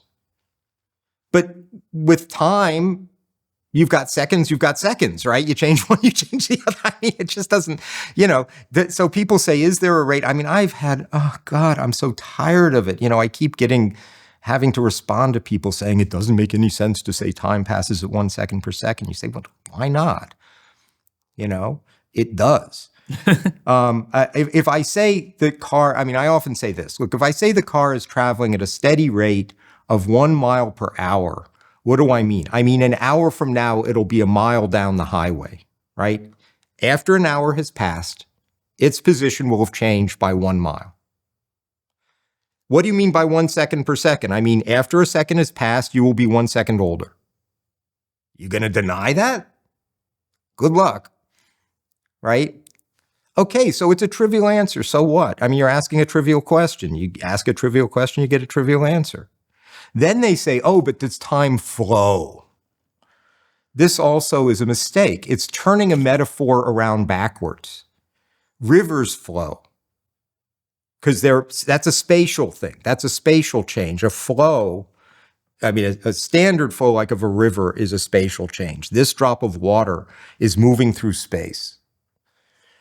Rivers only flow because time passes, right? The flow of a river, rivers change because time itself passes, and the water drop is different in a different location at a later time than an earlier time. That's what a flow is. So flows presuppose the passage of time. That means that the passage of time cannot itself be understood as a flow. That's, question begging. What time does isn't flow, that's a metaphor. What time does is pass. That's what we say. That we use that word, time passes.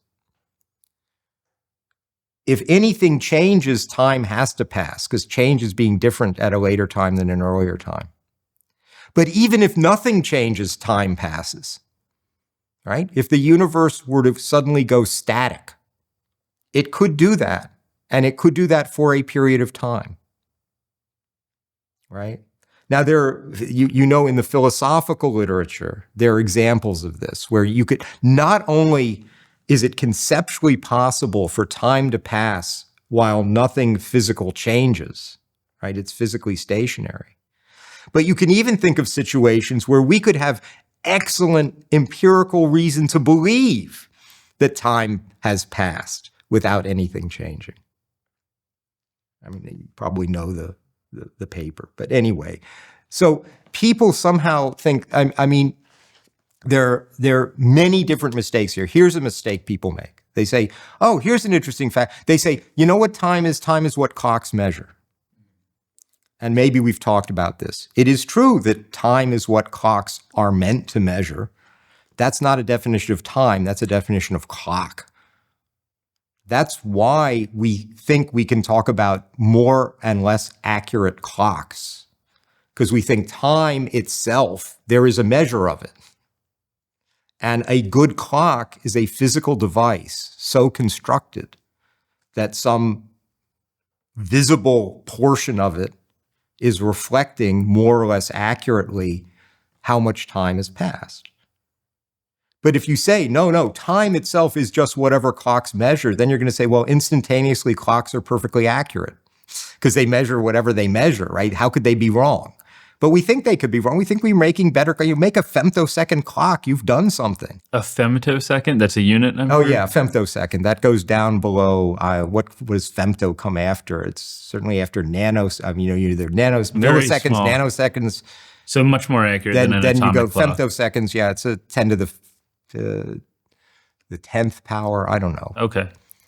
I talk about femtosecond clocks because they actually make them now. This is part of the ongoing technological improvement in clocks. It was hard, as you know, to even make clocks that were accurate to a minute. This was important for navigation, for figuring out longitude. Interesting story there.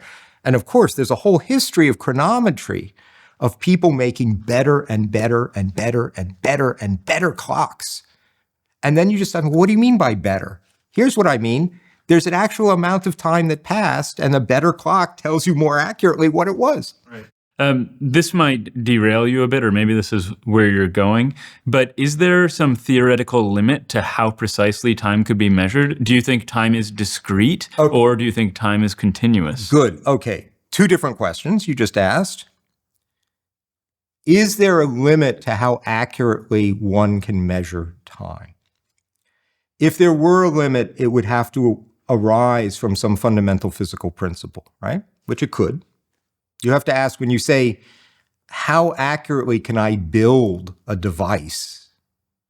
You say, well, what am I going to build it out of? What are the, what's it made of? How does that stuff work? There might or might not be limits that arise from fundamental physics on how accurate a clock could be. Do we know that? No. Why? Now, this is a very deep problem. We can get into this. We don't even know how to approach that question in quantum mechanics. Why? Because in quantum mechanics, the way it normally works is when you say you measure something, and you talked a lot about the measurement problem, and you know this is very difficult terminology, but at a practical level, when you say in quantum mechanics, okay, I'm going to measure position, I'm going to measure momentum, technically, the first thing you do is you grab this object called a Hermitian operator. Right? So this is a mathematical gadget. And you use that Hermitian operator to somehow represent this whatever you're doing, you're calling a measurement. For time, there is no time operator. There isn't one in quantum mechanics. Time does not appear in quantum mechanics the way position does, the way momentum does. It appears as a variable. It appears not as an operator, but as a variable. And when you talk about, say, the Heisenberg uncertainty relations, which might be part of what you have in mind, when you say, how accurately can we get at time? You might say, is there an analog to the Heisenberg uncertainty relations? And the answer is there isn't. People often say there is. They say it's a time energy, but that's not right because there's no time operator. The uncertainty relations mathematically depend upon having two things that are operators, and then you see if they commute. That is, if I apply this operator and that one, do I get the same thing as if I do them the other way around? And that failure of commutation lies at the center of a bunch of quantum mechanical differences from classical physics. But there is no time operator. It doesn't exist. So I don't think we have any theoretical handle on the question in principle, how accurate could a clock be? Right? I just don't think we have one. And I'll say something more, which is that we can't even explain data about time we can get in the lab. So this is another complaint. You'll hear people say, oh, the standard model explains it's the most successful theory in the history of the universe. It explains everything we see except maybe quantum gravity or something like that. They use us all the time. That's completely untrue. You can go into the lab and collect data now, and you don't need a large hadron collider. You don't need a big thing. You go in the lab, do a tabletop experiment, collect data on arrival times. Nobody knows how to account for them. Nobody knows how to predict them. And they're there. And we could do better because a lot of the data we have, they're not using femtosecond clocks, and they could. If you got interested in time, arrival time, observable time, there's a lot of work that can be done in physics that nobody knows how to explain. Anyway, you asked a different question. Let me go to the second question. It's not about clocks. Is time continuous or discrete? Good question. Nobody knows. Nobody knows. If somebody tells you quantum mechanics implies that time and space are discrete, that's untrue. Quantum mechanics does not imply that every quantity is discretized. Just standard quantum mechanics. Take energy. So you have an electron bound to a proton. You've got a hydrogen atom, right? One of the great triumphs of quantum mechanics is that it allows you to figure out different energy eigenstates, as we say, different energy shells, the orbitals, what we call the orbitals, the s orbitals, the p orbitals, and to attribute different energies to them. And that is a discrete thing, right? An electron in the s orbital has this much energy, the electron in the p, and therefore, if it drops from the P to the S, it gives off light of a certain frequency. To pump it up from one to the other, you hit it with light with that frequency and so on. So in some cases, quantum mechanics discretizes things. But if you take that electron and ionize it, if you give it enough energy so it gets kicked all the way out of your hydrogen atom, then it can have any energy you want. It has a continuous spectrum. The free electron has a continuous spectrum. It can have any energy you like. That's not discretized. That's just a fact. Anybody who knows quantum mechanics knows that fact. So if anybody says, oh, gee, space and time must be discrete because quantum mechanics, no, quantum mechanics doesn't discretize everything. But you asked a great question. Is it discrete or continuous? Answer, we don't know. Personally, and this is just me, I've been working on a theory where it's discrete, where space and time are discrete. Other people have worked on theories where it's discrete. All of physics that we use now, quantum field theory, general relativity, it's continuous, right? All of the big ones, the time variable appears as a continuous variable, right? You use real numbers. But of course, it could be wrong. I mean, it's like you look at a TV screen, it looks continuous, but you look close enough, it's made of pixels. It discretizes. Everybody can see that a fundamentally discrete structure could appear continuous at macro scale. So everybody ought to make allowance for the possibility that space and time are discrete or that they're continuous. Or one could be discrete and the other could be continuous. I mean, all kinds of possibilities. They have not been nearly explored enough.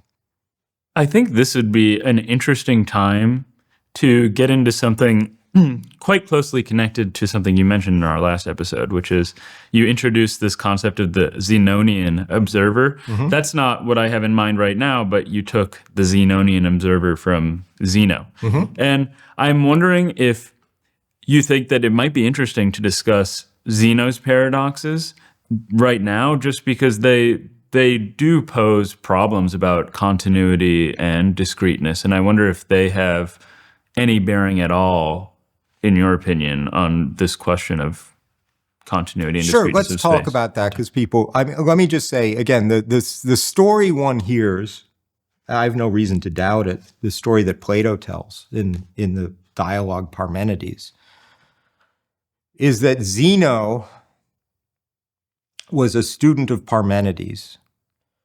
And Parmenides famously argued that time and change are illusion, right? Change is an illusion. Nothing really changes. That's a hell of a postulate, right? You might say, oh yeah, really? Aren't we having a conversation now? I mean, what do you mean nothing changes? And, Parmenides is one of these strange figures where give him points for the courage of his convictions, right? He thought he had an argument that showed that change was logically self-contradictory. And then he just drew the conclusion, well, then nothing changes. Most people would say probably something's gone wrong with your argument there, Parmenides. And in fact, something did go wrong with his argument. If you look carefully into Parmenides, and we have most of his text, he just makes a mistake. Okay, it's kind of a tempting mistake, but it was a mistake. Anyway, the story that Plato tells in the dialogue Parmenides is that Zeno was a student of Parmenides and was trying to support Parmenides. Now, Parmenides was giving you, as it were, positive arguments for his conclusion. And what Zeno was doing was saying, well, look, if you think things change, I'm going to show you that there are all kinds of absurdities that follow from the hypothesis that things change, right? I'm going to give you these paradoxes. And exactly because it's interesting here, because it wasn't known whether space was continuous or discrete. It seems as though Zeno gave you paradoxes of continuous time and paradoxes of discrete time, right? He says, if you think it's discrete, okay, you've got these problems. If you think it's continuous, you've got these problems. Most people focus on the ones that depend on a continuum. There are ones that don't. I mean, the stadium one is a little hard to understand. Yeah, especially without a graphic. Yeah. But everybody knows the continuous one, right? So the continuous one goes, look, if time and space are continuous, then I to take the arrow, I can't possibly, as it were, shoot an arrow and have it hit the wall. Or Achilles can never catch the tortoise. I mean, these are two examples. Let's just do the wall one because it's easier. Why can't I shoot? Of course I can shoot an arrow and hit the wall. What the hell are you talking about, right? I'll do it right now and show you I can do it. No, you can't. Why not? Well, because both space and time are continuous. All right. So you shoot the arrow. In order to get to the wall, you'll agree it has to pass the halfway mark. Has to get to the halfway. Yeah, I agree. Well, and then between there and the wall, there's another halfway mark, right? Which is the 3/4 way mark. Has to do that, right? And then again, and then again, and then again, and then again. I always subdivide by half. Yeah. Now, if space and time are continuous, that set of divisions never ends. It's infinite. And I still remember hearing this in high school and it blowing my mind. Yeah. And you say, yeah, okay, good. So now comes the trick. Now you say, so according to you, for the arrow to get to the wall, you have to complete an infinite sequence. But you can't complete an infinite sequence. Why not? Now, pay close attention. To complete a sequence of tasks, you have to get to the last one. But in an infinite sequence, there is no last one. So you can't complete it. So that means the arrow can never get to the wall. Stop and think. And then you say, yeah, that sounds, something went wrong there, right? I mean, there's something wrong with that argument. So let's put our finger on what's wrong with it. It's not true that to complete a sequence, you have to get to the last one. To complete a sequence, you have to do every one. If there's no last one, so what? As long as you do every one, you completed the sequence. And so this is Aristotle's answer. In fact, because Aristotle believed that space and time were continuous and infinitely divisible. And he said, sure, there's an infinite sequence of these spatial units, a half and then a quarter and then an eighth and then, always going down by half. Yes. And time is equally divisible. So there's a period of time in which you will complete that task, that task, that task, that task, that task. And you complete them all.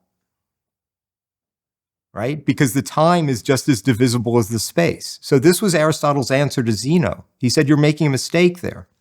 And he is. Now, the real answer to this, as you know, to really understand this, you have to understand about summing infinite series and how an infinite series that's always getting bigger can nonetheless sum limit to a finite amount, right? And we all know that a half plus a quarter plus an eighth plus a 16th plus a 32nd, forever, all that adds up to 1.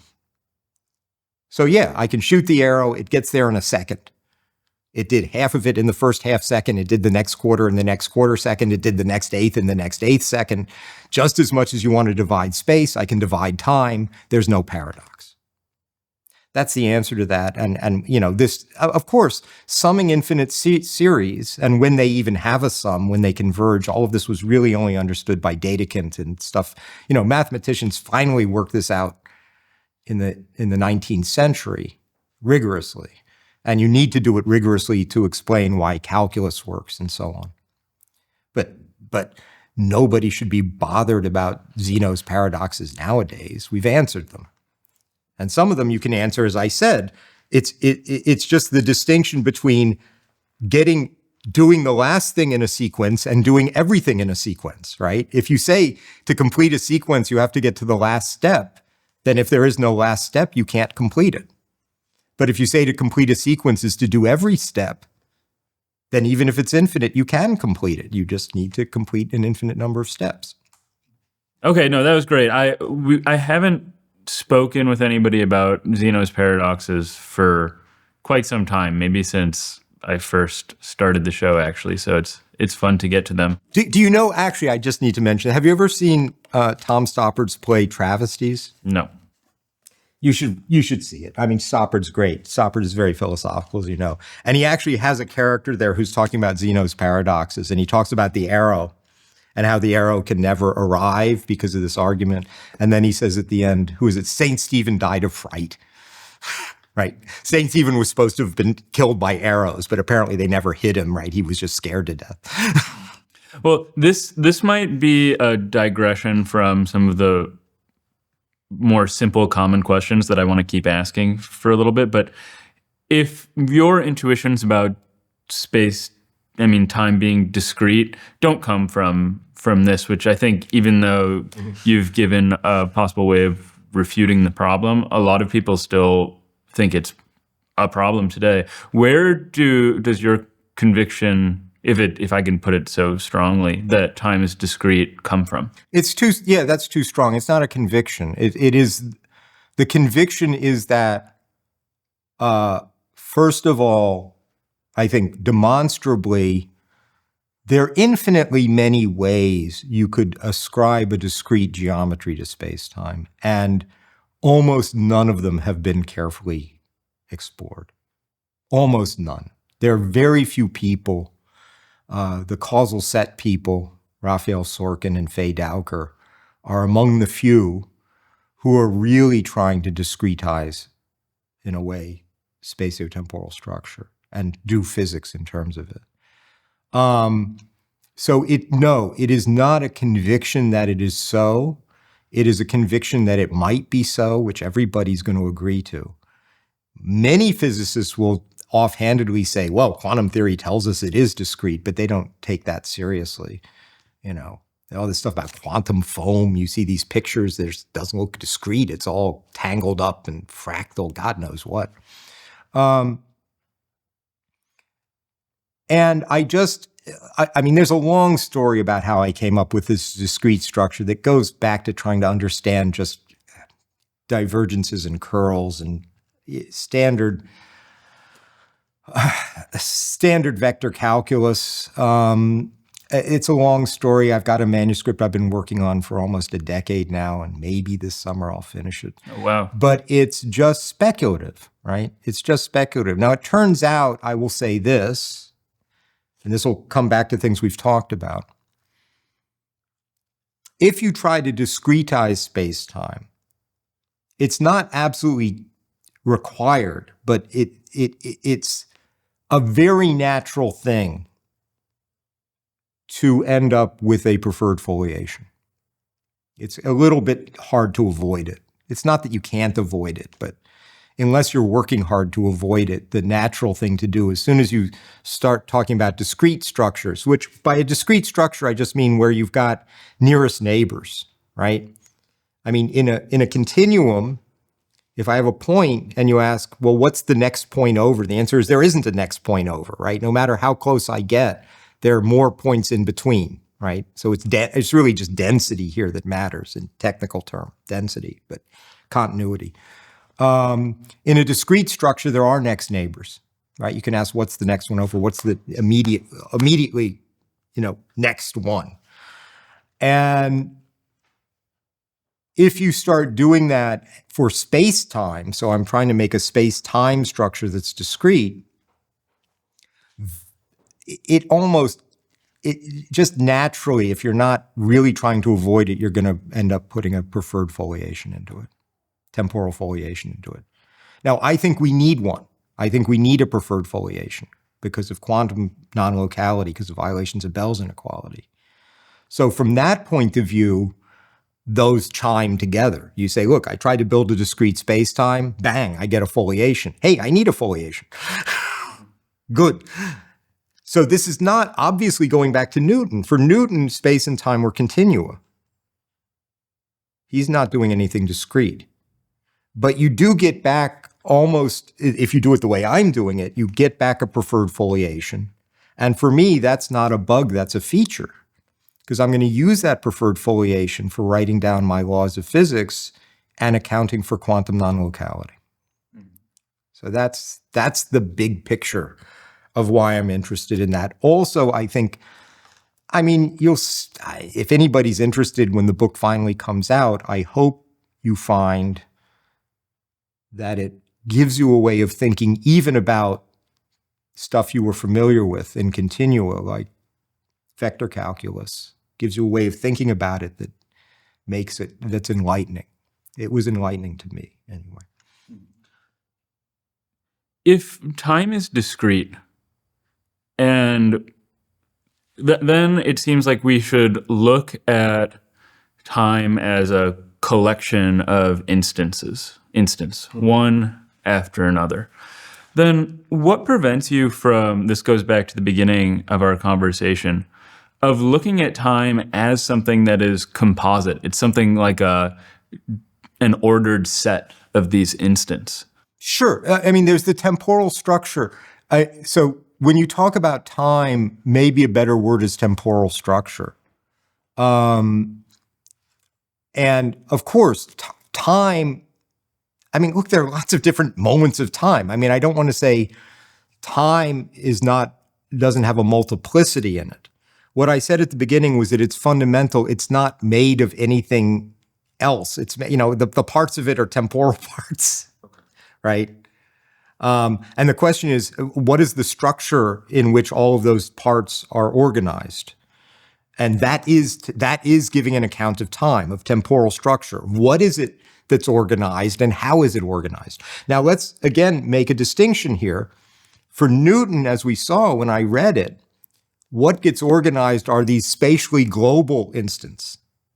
And they get organized by being put in a time order of earlier to later. And there's also an amount of time, right? There's a distance, there's a metric, how much time passes between here and there. In relativity, the fundamental temporal objects are not global, they're local. They're like space-time events. They're localized in both space and time. But then they have a structure put on them, a relativistic structure. And that gives you space-time structure. So sure, I didn't mean to say, of course, the ultimate temporal structure is a structure of something that has many parts, but they're all temporal or spatiotemporal parts. And they're organized by a temporal or spatiotemporal structure, which itself does not arise from anything else. Is that? Yeah. Okay, and now I have another. I think that this question's quite fascinating. I guess we might want to call it cosmological, but it's about whether time has a beginning. Right. And over the course of this show, where I don't know, when this comes out, I'll be past 250 episodes. I've spoken to a lot of physicists and gotten a lot of ideas. Mm-hmm. You mentioned David Albert already many times. Mm-hmm. He, of course, as you know, we did an episode that I titled a Masterclass on the arrow of time or direction of time. I don't know what I'll call this one, a Masterclass on something about time. But anyway, he has what's famously known as the past hypothesis. So there is this initial condition, but then another member of the JBI, the John Bell Institute. You were wearing a pin before, but it's gone, and maybe we'll talk about it a bit at the end. Julian Barber, he was on the show a long time ago, and he has this idea of the Janus point in time, where there is a point if you go back far enough, but then it branches. And there are, I don't know how he would want to describe it, but perhaps different timelines stemming out of this one Sean point. Carroll has a similar kind of idea. And then I know that I don't want to go so far as to say that I know, because I don't fully understand it. But for Stephen Hawking, I mean, you go back far enough and then it just kind of becomes fuzzy. There isn't a beginning point of time. So anyway, this was just to say that there are many possible options. Right. So I'm wondering where you fit in here on the beginning of time. Good. Right. You just gave a bunch of different possible options. I certainly do not agree with with Julian. Okay. Or Sean. Again, Sean has a similar thing. It's like for Sean, there's a kind of, I don't know what to say, mother of all time region, and then coming out of it in opposite directions, as it were, are baby universes or progeny universes. Does this have anything to do with the many worlds theory, or is it's not really? No, this is not. This is a cosmological thing. It's not really a quantum mechanical thing, and he would say, and this is going to follow on from stuff David would say. He would say that time proceeds from past to future this way along this group and that way along that group. And if you ask, but what's the direction of time at the central region, at this central mother region? There isn't one. Now, that happens if you say stuff like, oh, the direction of time just is the direction of increasing entropy. So this is something people say. To me, it's as bad as saying a definition of time is what clocks measure. You say, no, you got that backwards, right? clocks are what measure time. It's not that time is what clocks measure. Yes, entropy increases generally. It doesn't have to. We all agree it need not increase.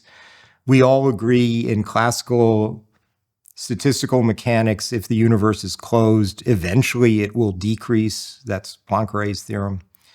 I don't think the direction of entropy increase is the direction of time. The direction of time is just given by the fundamental earlier-later structure. It's because time has a direction that you can correctly say that generally entropy increases, right? Increases means is larger at a later time than at an earlier time, but now I need earlier or later to even define what increase means. I mean, as I like to say, if someone says, you know, at 2 different times I had 2 different weights.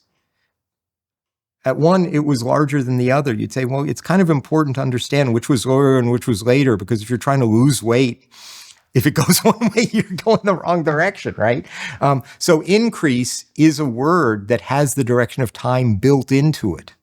So you can't say, right, for people who want to say, oh, the direction of time just is, as by definition, the direction in which entropy gets larger, I want to say, A, that's not what physics says. That's certainly not what standard statistical mechanics says, just the opposite.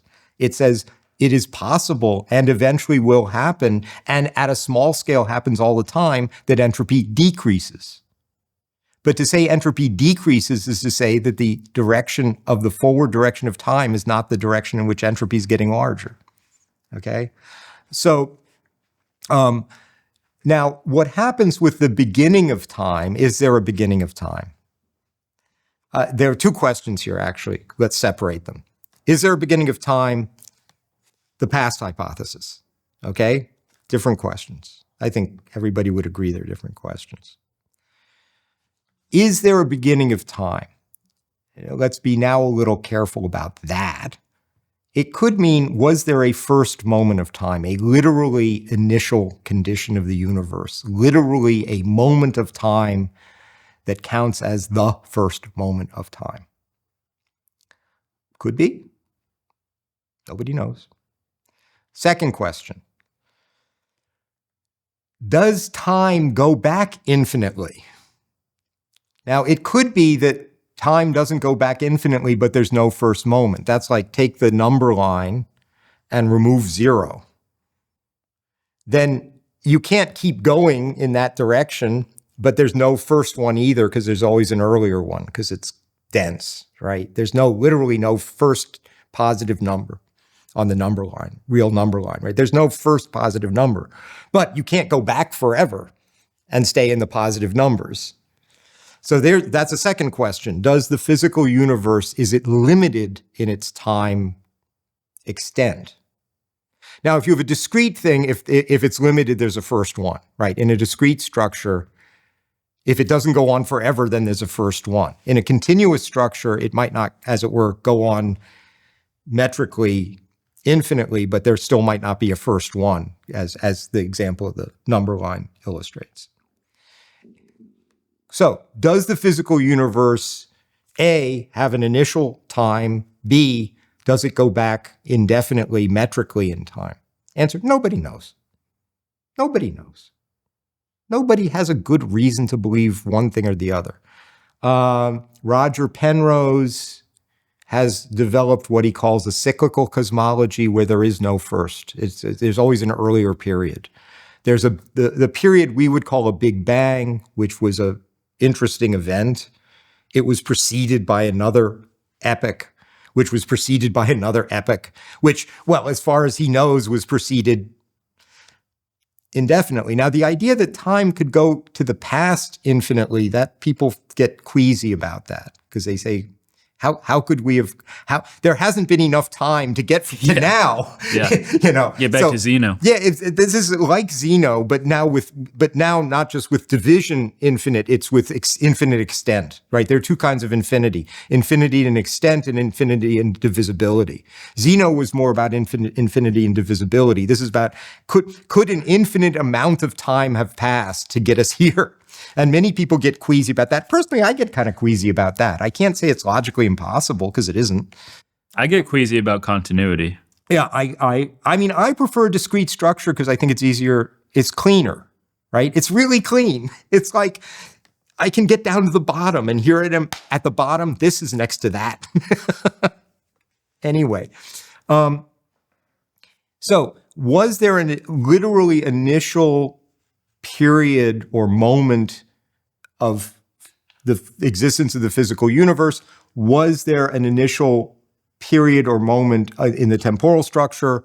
Does it go on in terms of metric indefinitely, or is there only so much of it, like 8 billion years of it? Great questions. Nobody knows. And different hypotheses, people have different hypotheses. Penrose has these epochs that preceded the Big Bang.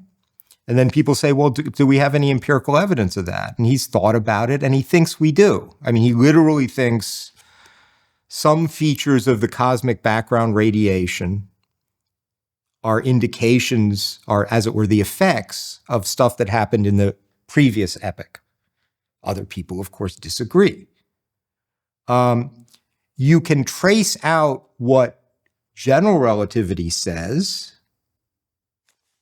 and people often do. And again, general relativity, not as a quantum theory, as plain vanilla general relativity. We know that the universe, as it were, the matter is all moving away from each other. You know, the universe is expanding, if you will. And then if we say, well, how did we get here? And now you run the story backward in time. Okay, then it all comes together. And if it all comes together, we talked about this stress energy tensor that shows up in general relativity. As it comes back together, the stress energy tensor gets larger and larger because you have more and more concentrated density of energy. And eventually it goes infinite. I mean, and then you get a singularity. You get a mathematical singularity. The equations break down. What does that indicate? Well, some people think that indicates that's where time itself began. Some people think, no, that indicates that's where present physics doesn't work, right? That's where general relativity doesn't work anymore. And if you were, again, we had this quote from Einstein when he said one side of the field equation was fine marble and the other was low-grade wood. I'm sure Einstein would say that's where the low-grade wood is breaking, right? It's because you're using the stress energy tensor, which I always knew was just an approximation. A better theory shouldn't do that. So people who take general relativity a bit too seriously, as if it's the final word, tend to say, oh, space and time must be finite, because when you trace back using those principles, you end up at this singularity. Then there's this, I'll say a word about this. So then there's this Hawking stuff, the no boundary condition, boundary condition. You said things for Hawking get fuzzy. That's not right. Nothing gets fuzzy. Hawking does a trick that many physicists do. So we've talked about in general relativity, you have a pseudo-Riemannian metric. It's got this light cone structure. It's not like Euclidean geometry. It's not even like the geometry of the surface of a sphere, because those don't have anything like a light cone structure in them. So what they do is they do what's called a Wick rotation and replace time with imaginary time. This is all math. It sounds fancy, right? It's just math. It's like I take something, I put I times that something in it. And then all of a sudden they're not working in a pseudo-Riemannian metric anymore. They're working in a regular Riemannian metric. And then the idea is there's just no edge to it. I mean, if you trace it back in time, you don't get to an edge. It's not that it gets fuzzy. It's not that it disappears. It just kind of smoothly goes on. The way, I mean, here's a kind of analogy. Take the surface of the Earth, right? Interesting question. Let me just ask you. Is the surface of the Earth infinite or finite? Finite. Okay, is there an edge to it? No. Right. So it's unbounded. It's finite but unbounded. You can keep, wherever you are on Earth, you can keep going we're thinking of it as a two-dimensional thing. We can go in any direction, right? We don't ever run into an edge. But it's finite. And so Hawking sort of wanted something like that, where if you go back in time, it's not that you ever reach a singularity or an obstruction, or you get stopped, or things break down. It all continues to be nice and smooth, but there's only finitely much of it. Something like that. I mean, I'm not saying enough to make exact sense out of the proposal, but the idea was that, again, they say it's a no boundary condition because there is no boundary. Because you can always keep going, but they do it through this Wick rotation. It's a funny kind of thing they do.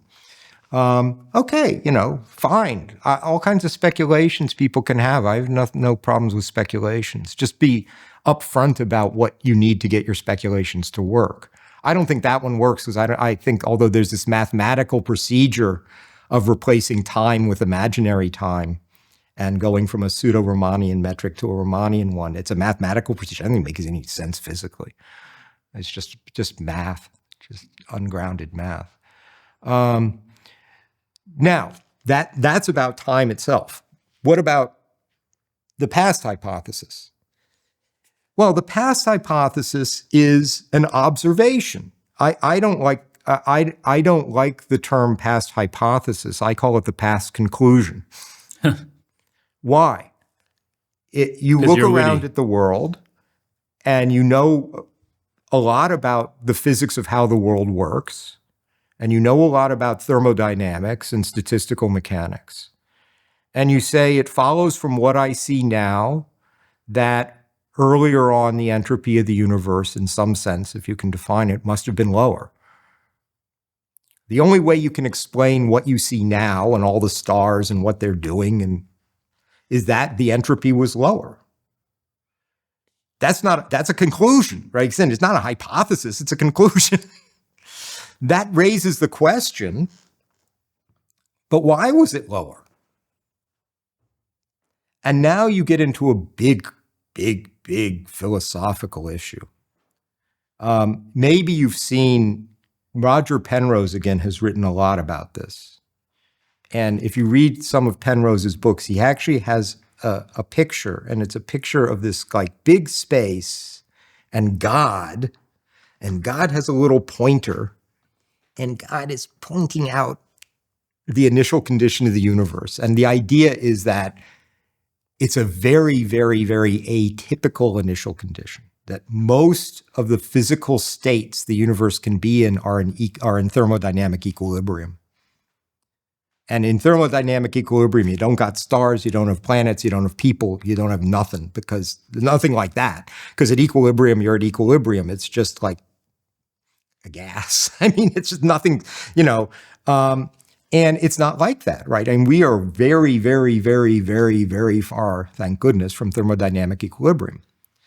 And we always have been. The entire history of the universe up until now, as far as we know, has not been at equilibrium.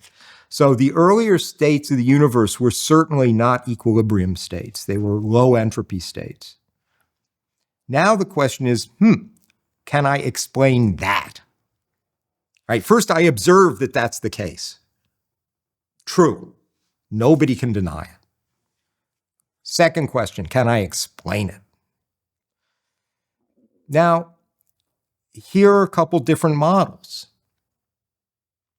So I said Penrose has a model, the cyclic cosmology, where before what we call the Big Bang, there was an earlier epoch. And our Big Bang arose. This all has time going forward. Our Big Bang is a causal consequence. It arose out of this earlier epoch by means of laws that he's trying to write down. And what he wants to show is that there's a kind of phase transition that takes you from one epoch to the other, that when you get to the other side of that phase transition, you're in a low entropy state. So that would be an explanation. Why is our Big Bang a low entropy state? Because it arose out of this earlier state, and the means by which it arose guaranteed that it was going to come out as a low entropy state. That would be an explanation for the fact that entropy was lower. There are people, of course, who think, no, there was nothing before the Big Bang, right? There is no previous state, so you can't explain it by arising from anything earlier. You just have to postulate there was an earlier state. Is there some way to understand why that would be a low entropy state? Well, now another Roger Penrose, a different one, an earlier one, he had a hypothesis about that too. It was a pretty pretty one. He said, oh, the basic hypothesis is that the space-time, initial space-time structure, I mean really initial, had a feature called zero Weyl curvature. Now, there's a lot of math in this, but basically we talked about the curvature of space-time. You can divide that curvature into different pieces. One piece is called the Weyl curvature. And what Penrose pointed out is that the Big Bang, as we understand it, had almost zero and maybe exactly zero Weyl curvature. And that the reason why it had such low entropy was that, because a typical state will not have zero Weyl curvature. And as time goes on and all these black holes form, the Weyl curvature goes up, up, up, up, up, up, up. And at the end, it'll have very large Weyl curvature. So then you might say, well, that's a kind of interesting hypothesis.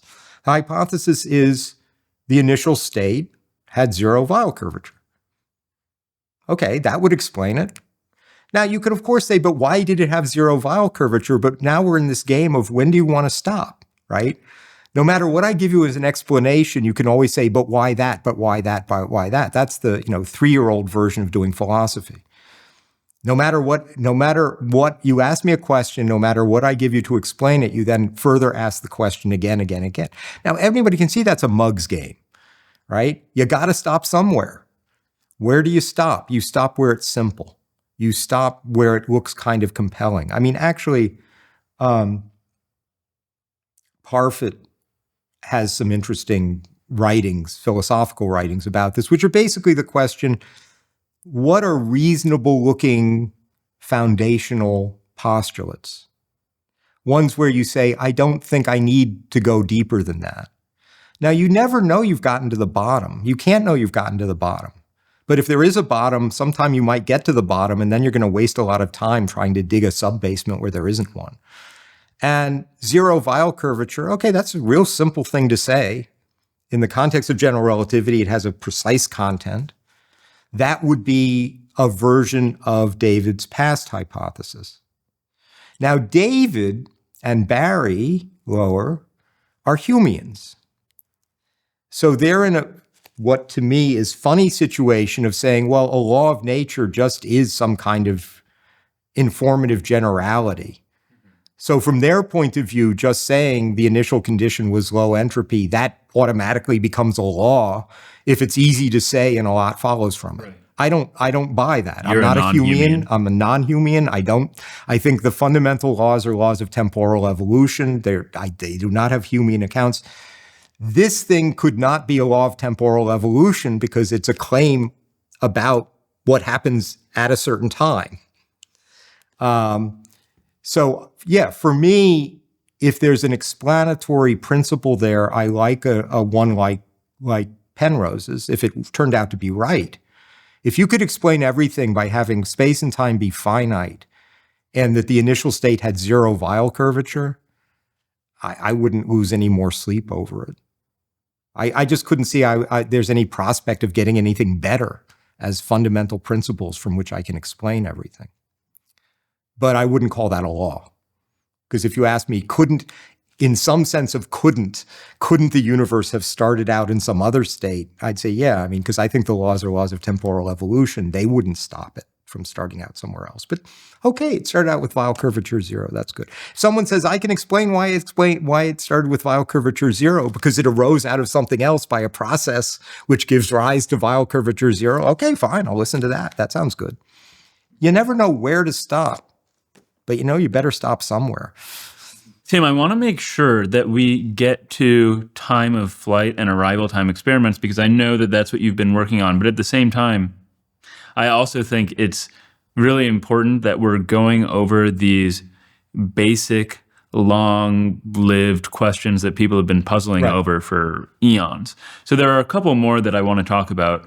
One brings us back to this idea of time being a collection of instants, perhaps. And it's this debate between presentism and eternalism, a debate maybe about the reality, however nebulously defined that is, of these instants.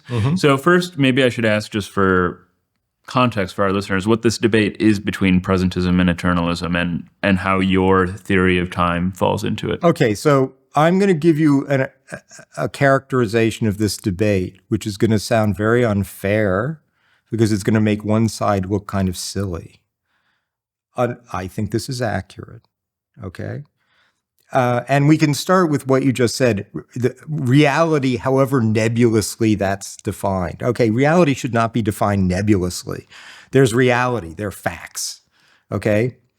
And question, are there facts about the past? Sure, of course there are. I was born in Washington, D.C., blah, blah, blah. Okay, lots of facts about the past. Are there facts about the future? Now, the are there may throw you a little, so don't worry about that. Will there be facts about the future, if you want to say, or yes, right? Just as stuff happened in the past, stuff will happen in the future. As I say, the deep philosophical principle here was best articulated by Doris Day. Que sera, sera, right? Stuff is going to happen. Just as there was one past, there will be one future. Next question. How much do we know about the past? Well, a little bit. A lot of stuff we don't know, a lot of stuff we never will know. Anybody who starts to tell you what actually happened in the past is a function of what we know or can know about the past, they've gone way with that. No, that's entirely false. Here's a everyday fact about the past, which we do not know and will never know. What was Socrates' blood type? He had one. We don't know what it is. We will never know what it is. There's no decent sense of could know that we could know what it is. But he had one. If you somehow jump to saying, if we don't know whether he was A, B, or O, or some weird then he wasn't any of them, then you've just gone way off the rails, right? I mean, ontology is not constrained by epistemology, right? What there is not constrained in that way by what we can know. So that's just a huge error. So there was a past, there is a present, there will be a future. If you're in relativity, you can't quite say that because that's a very Newtonian thing to say. You've got this absolute time marching on. There's all the stuff that happened before now, there's now, and all the stuff that will happen after now. In relativity, there's the stuff in my past light cone, the stuff in my future light cone, and the stuff at space-like separation. It's a big other chunk. But it's all, there's all facts. It just goes one way. Okay? That's all eternalism says. It's obviously true. What does a presentist want to say? The words that'll come out of their mouth is something like, no, all that exists is what there is now. And first of all, you want to say, well, unless you're rejecting relativity, which most of you don't want to do, there is no such thing as now, because that requires absolute simultaneity. So already your thesis doesn't make any sense.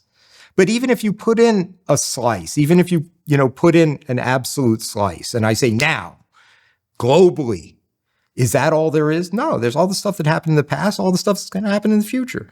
I mean, Quine introduced a technical usage of the word is, which by definition means is, was, or will be. That's okay, that's good. You know what it means. Are there dinosaurs in Quine's sense? Sure. Are there manned colonies on Mars? Nobody knows yet. That's just to ask, will there be manned colonies on Mars? Nobody knows yet. Were there dinosaurs? Sure, we know that. Again, the epistemology of it is a different issue. Is determinism relevant in this at all? Determinism is completely irrelevant to this. Determinism is a matter of the fundamental dynamical laws of physics. Even if the fundamental dynamical laws are indeterministic, like in a collapse theory, so the present state could evolve in different ways, right? That's what determinism is, basically the claim that the present state, and by which you mean the global state. Again, it really helps to have a foliation here. The global state, the global physical state of the universe at a moment, plus the laws of physics, determine uniquely the future and usually uniquely the past. I mean, you can come up with cases that are only deterministic to the future but not the past, or the past but not the future. Those are weird, but normally it goes both ways. Okay. In a collapse theory is usually an indeterministic theory. So the present state of the universe is consistent with different ways it goes on, and also consistent with different ways it went in the past. This is also a mistake that Susskind makes. Okay, forget that. So suppose the laws of the universe are indeterministic. Does that mean there wasn't a unique past and won't be a unique future? No. It means we certainly don't know what either of them, can't presently know what either of them will be or were, because our database is what we have now. And you're telling me the laws of physics are consistent with everything there is now, and therefore everything we have now, which is a small subset of that, evolving in different ways and having gotten here in different ways. So that in an indeterministic theory, there are again epistemic constraints, but it's perfectly eternal. An eternalist would say, still, there was one past, there will be one future. Why is it indeterministic? Because the laws of physics allow those to go differently, conditioned on any given moment. It could evolve differently. In a deterministic universe, once you condition on everything going on at a moment, everything usually to the future and to the past is fixed. There's only one way it could go consistent with the fundamental dynamical laws. So eternalism has nothing to do with determinism. And eternalism, as I understand it, is just the triviality that there was one past, there will be one future. The entire universe from beginning to end is some four-dimensional structure with stuff in it that happens. Happened, is happening, will happen. I don't know how anybody can deny that. There's nothing, and time goes, and I mean, this, for me, time is going this way, right? It has a direction to it. The presentist somehow doesn't like that. The presentist wants to say, no, all there really is what there is now. Lee Smolin is somebody who also affiliated with the JBI, who I've spoken with, and identifies himself as an extremely radical presentist. Yeah, well, Lee, I don't think he means presentism in the sense I just defined it. Okay. Lee doesn't think the laws of nature are fixed. I mean, an assumption I just made is that there are just the laws of nature. They don't change. Maybe they're deterministic, maybe they're indeterministic, right? Maybe it's a collapse theory, I don't know. But the laws of nature themselves are not evolving. And are you referring here to his idea that black holes are connected to baby universes where there's sort of natural selection with the laws? No, that's an earlier idea of Lee's. I mean, you have to separate Lee into periods. Okay? Yeah. So there was this idea that, and this is a little bit like we said with Penrose. With Penrose's cyclical cosmology, we have a Big Bang, but there was stuff happening before that gave rise to it. Right? But for Penrose, it's like there's one universe, it goes through an epoch, there's a Big Bang, another epoch. They're just sequentially like this. Lee had this idea a long time ago that maybe when just a regular black hole forms, when a star collapses, and if you just are following out plain vanilla general relativistic field equations, you get down to a singularity.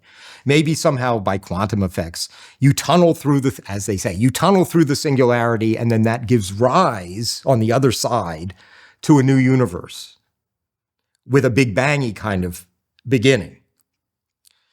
And then he had this idea, well, then a universe that has more collapsing stars will have more progeny. You think of these successor universes as progeny, and then you try and play some kind of evolutionary game. It doesn't quite work because there's no selection principle. Okay, doesn't matter. But then this was supposed to, he was supposed to say, oh, that's why we see the physics we see, because physics has, as it were, become fine-tuned to make black holes. By this, that was early. And all of that, you're just always using, you tend to always be using the same laws. Now, maybe you allow through this crunch and new thing to change what we call the constants of nature. So maybe through that, as it were, in this epoch, electrons have a certain mass ratio to protons, and in the next one, it's a different one.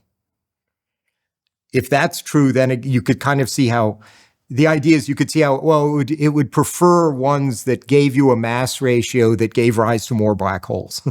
And then there'd be a kind of quasi-evolutionary explanation for some of the constants, fine-tuning problem. That's early. Lately, what Lee has been arguing is entirely different. It's that the laws themselves, not the constants, the laws themselves evolve in some sense and keep track of what they did in the past and stuff. I'm not a fan of that myself. But anyway, you need to separate those two. They're very different hypotheses. Well, now without any further ado, we get to what for you is probably the dessert of this episode, and that's talking about the arrival time and time of flight experiments. Yes. So what are those even to begin with before we launch into and let me also correct what might be a misapprehension from something you said earlier. You said that's what I'm working on. It's not what I'm working on. It's what Siddhant Das and Will Cavendish particularly are working on, these young guys who are doing, to me, fantastic work. Well, ostensibly, you're working on some philosophical aspect of them. Well, yeah, I mean, I'm backing up some of what they're doing methodologically. You're working on it.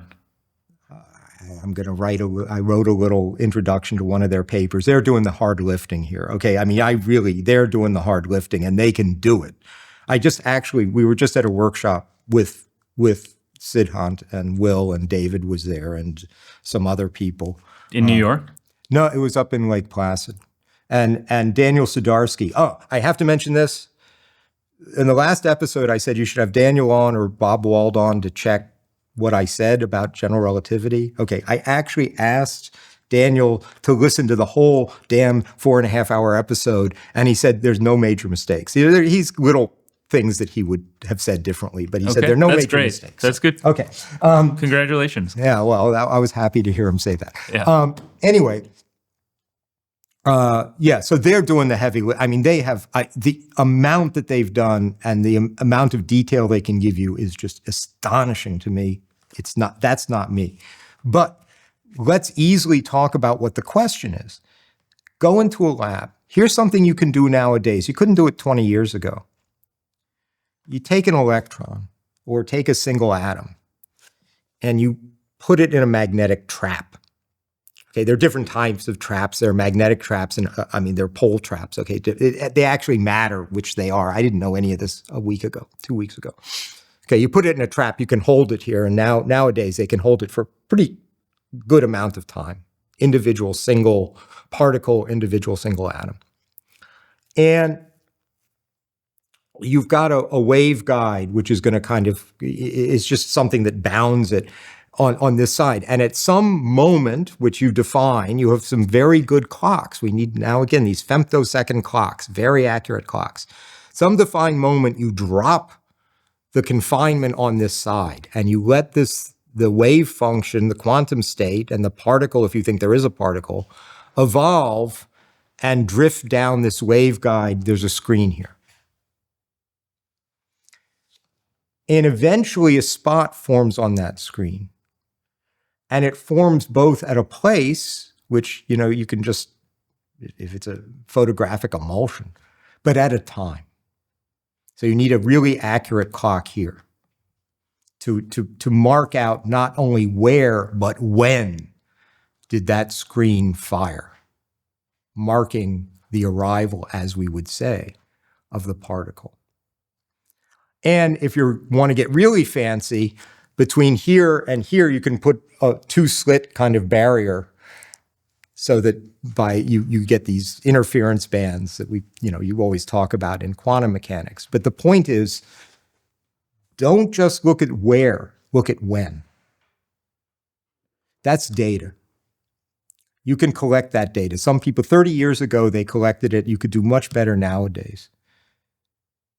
And you would think it should be a task of physics to be able to predict, even if only, statistically, not only where, but when will those spots appear. Nobody knows how to do it. Nobody knows. If you talk to Will and Sidon, who've looked at this, they say they can find you 24 different proposals in the literature about how to even calculate it. Now you can see, let's just make some conceptual points. A, most physicists, as I said already, they say there are particles, but they don't believe there are particles, right? They don't believe there are actually located electrons, say, or located individual atoms that follow trajectories through space-time from the trap to the screen. So as soon as you say that, you say, well, what do you mean? What you call this is the arrival time or the transit time, right? How much time elapsed between dropping this barrier here and the spot forming on the screen. But if you don't believe there are particles, then it can't be the time the particle arrived, because no particle arrived. So now you're really in a conceptual mess. How do you even explain spots forming on screens? Now, I was unaware of this 2 weeks ago. There is a whole literature on the problem of screens in quantum theory, and it's unsolved. Nobody knows how to make a proper physical model of how a spot forms on a screen in standard quantum mechanics, much less when a spot. Now, the when problem's worse because, as I said, in standard quantum mechanics, you associate what are called observables with Hermitian operators. And there is an operator, a position operator, but there's no time operator. So you don't even know what you're doing. You don't even know how to approach it. Dozens of different proposals in the literature.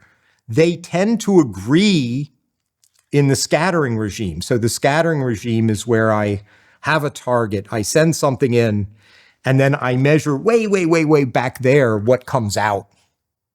And it turns out, I guess, all of these, or most of them, agree in these limits, because when you take these limits, then certain terms wash out, right?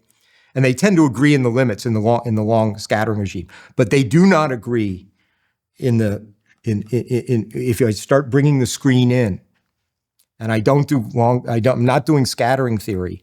They don't agree, and nobody knows even what the data is. And the point of it is, again, you talk to physicists and it's like, oh, we've worked every damn thing out that you can check in the lab until we build a super collider, to go another step up from the Large Hadron Collider.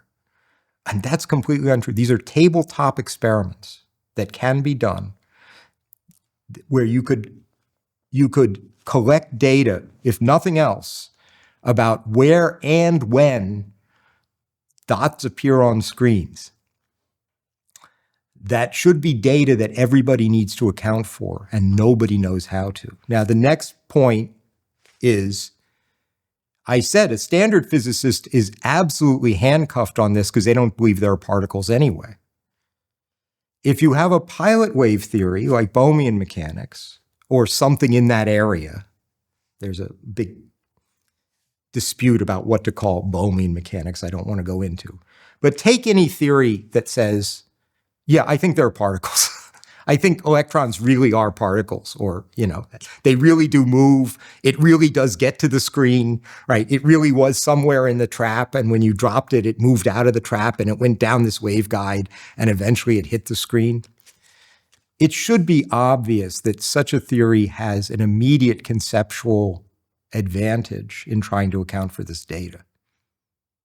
Because if a particle really does arrive at the screen, then you can say what accounts for where and when it arrives has something to do with where and when it arrives.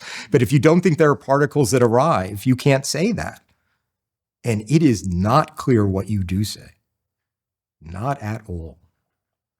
To me, this is the most exciting avenue of way to go forward of physics. And I'm just not, I'm giving you my honest opinion. The most exciting thing I've seen in my lifetime. Because when they say the standard model explains everything, what do they mean? All they mean is the standard model gives you a collection of particles that account for scattering theory as we have it. That's it. But most of the world is not scattering theory. Scattering theory is a very, very tiny little part of physics. It originally was done by what's called S-matrix theory, where basically you say, all I really care about is I have an input and I have an output, right? The input is, say, two particles or whatever that are coming in. The output is whatever's going out. And all I want to do is account for this input-output relation. And then you would write down what was called an S-matrix, a scattering matrix that just takes, but then you say, but what's going on in the middle, right? I mean, what in detail, how is this scattering occurring? You say, I don't care. I just want the scattering to come out right. Okay, that's something you can do.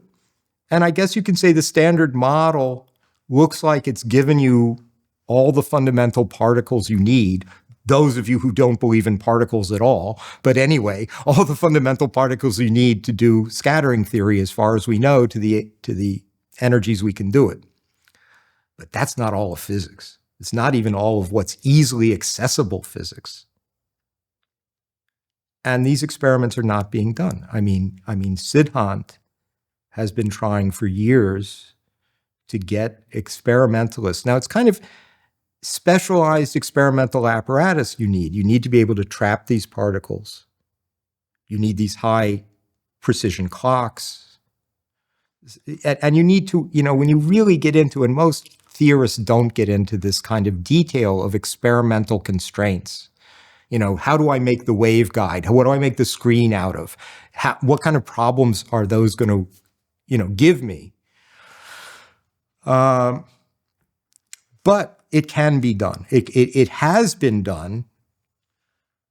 These time of flight or arrival time data are used all the time. In fact, when physicists say I've measured the momentum of a particle, they've never measured the momentum directly. They've basically measured a time of flight and then used classical mechanics, not quantum mechanics, classical mechanics to calculate a momentum.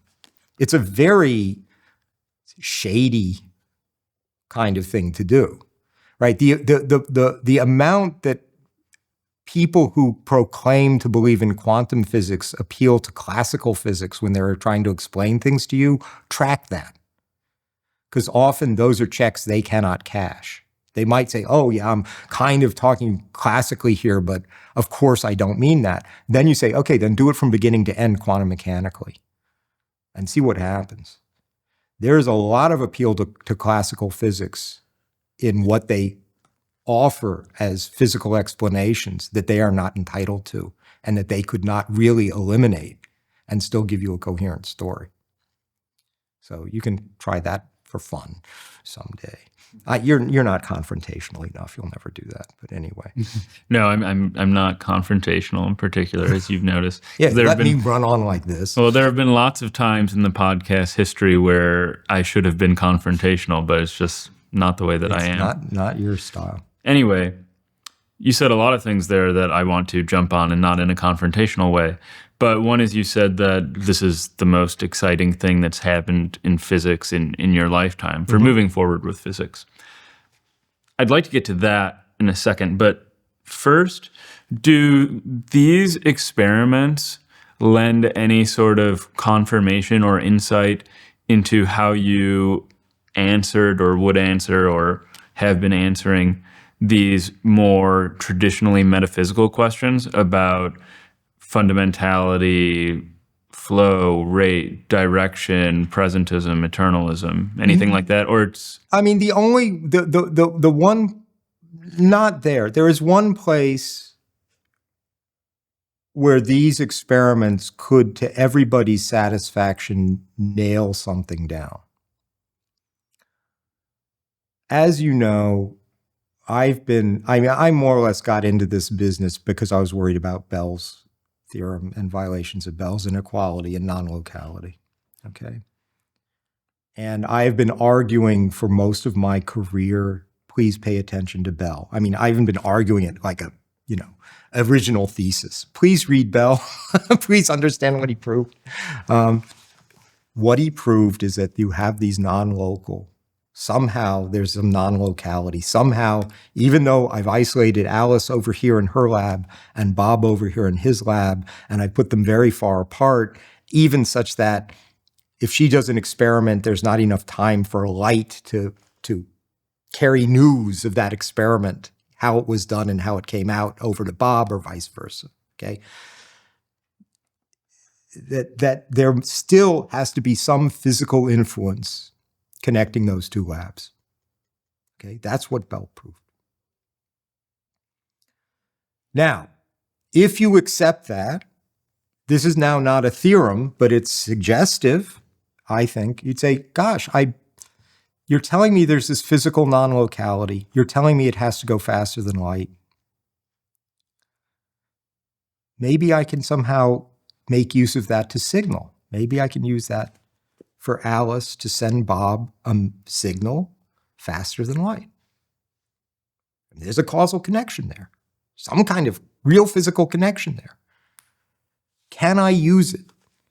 Now, this is not a theorem, but it's suggestive. You'd say, yeah, you'd think maybe if you're clever, it's there, right? It's there.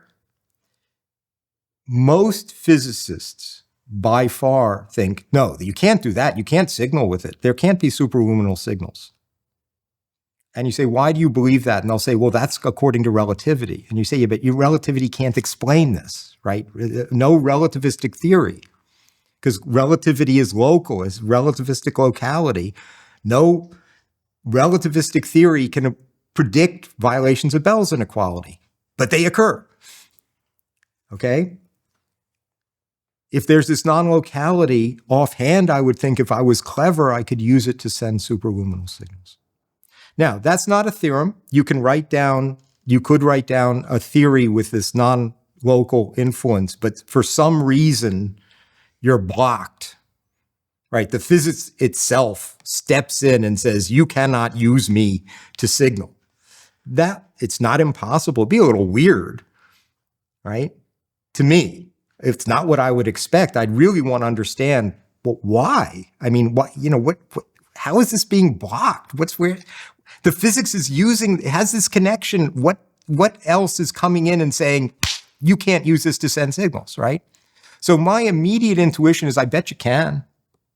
And then you say, oh yeah, you think so, how? Now you say, now I need a theory, right? Now, in order to understand exactly in which experimental conditions you might be able to prove that you might be able to send these signals, now I need a precise theory. I can't begin to answer that question in the abstract.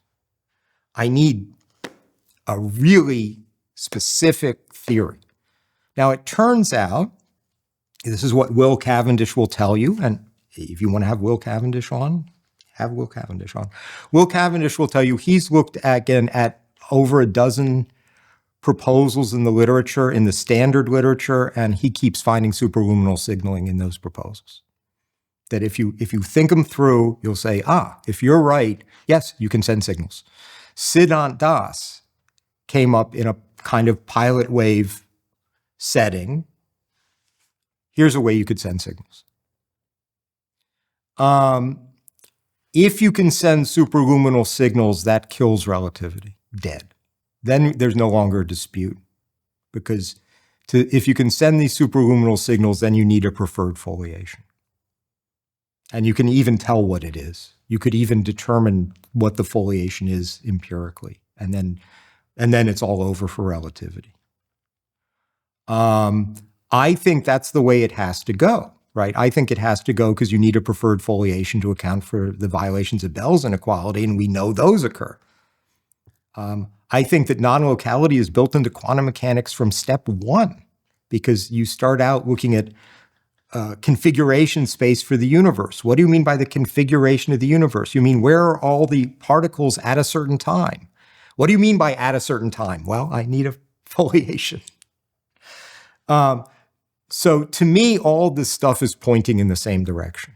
And all this stuff is making sense to me that at the end of the day, in this conflict between quantum theory, the non-locality in quantum theory, the violations of Bell's inequality, let's just say that, because you can take quantum theory out of it. The observed violations of Bell's inequality are in conceptual conflict with relativity, that it's relativity that's going to have to be changed. It's going to be changed by putting in a preferred foliation. And unless something really weird happens, if you know the right experiments, you can actually determine that foliation. And probably if you know the right experiments, you can send superluminal signals. That's the way I think it's going to turn out. And nobody's looking in that direction. Mm-hmm. If you go to a normal physicist and you say, I have a theory that allows you to send superluminal signals, they will then stop listening to you. I reject your theory. They think they've built into quantum field theory that you can't do that, but they haven't. And there's a whole story about that. They're making a mistake when they say that. All they've done is impose a condition that means you can't do it one certain way. It doesn't mean you can't do it at all. So to me, as opposed to people, worrying about black hole thermodynamics and information loss paradox and all this stuff where they're saying, gosh, we're stuck because the standard theory explains everything we can see. We have to go way out on some limb to make any progress. I think, no, go into the lab, do arrival time experiments, get some really clean data there, try and explain it, see what happens when you do. There's a bunch of stuff to be done that can be done. And it doesn't involve, Calabi-Yau manifolds and God knows what, right? It's funny that you mention black holes and information loss, because that's exactly what was occurring to me as a place that it might be logical to go next, or in that direction, just because as you held your two fists out, which were conserved, they stayed there for a little while. They're gone now, I guess. You had relativity on one side, Bell's inequalities. You replaced quantum with Bell's inequalities on the other. The conflict between relativity and the quantum is a big area there's a lot going on there. So black holes, one place, quantum gravity, another. And what I was going to ask is whether you find these time of flight, arrival time experiments to be particularly exciting because they point in the direction of figuring out quantum gravity. And also I was curious, you made me think of black holes and the information loss issue, and whether or not that has anything to do, and we can learn anything from those debates and dialogues about what time is. Okay, so in principle, because general relativity has to do with space-time structure, these kinds of arrival time experiments could shed light on gravitational effects and putting together, a theory that accounts for everything, including gravity. You have to account for gravity. But the first iterations of them that can be done, they don't. You would hope that gravity is negligible. It's not playing any important role. It's really important to see that this is not a problem that arises from trying to put together quantum theory and gravity. This is a problem that arises in trying to get an explanation for phenomena that really should have nothing to do with gravity. It shouldn't matter if you were doing some of these experiments, in interstellar space, where everybody would say the gravitational effects are negligible. Of course, at the end of the day, if you add allowing particles to drop through gravitational fields or all kinds of stuff that you would normally bring in general relativity, it could have bearing. But that's way far in the future, and that also needs tremendous amount of even more accuracy in your clocks. I mean, I think I mentioned last time, we're at the point of accuracy in clocks where if you take two atomic clocks and place them on the floor and synchronize them and lift one up just this high and then put it back down, they're out of sync. And that's crazy. That's a space-time effect that is explained and predicted by general relativity, right? But yeah, I would not look at these arrival time things in the first raft of what you could do to be looking for gravitational effects.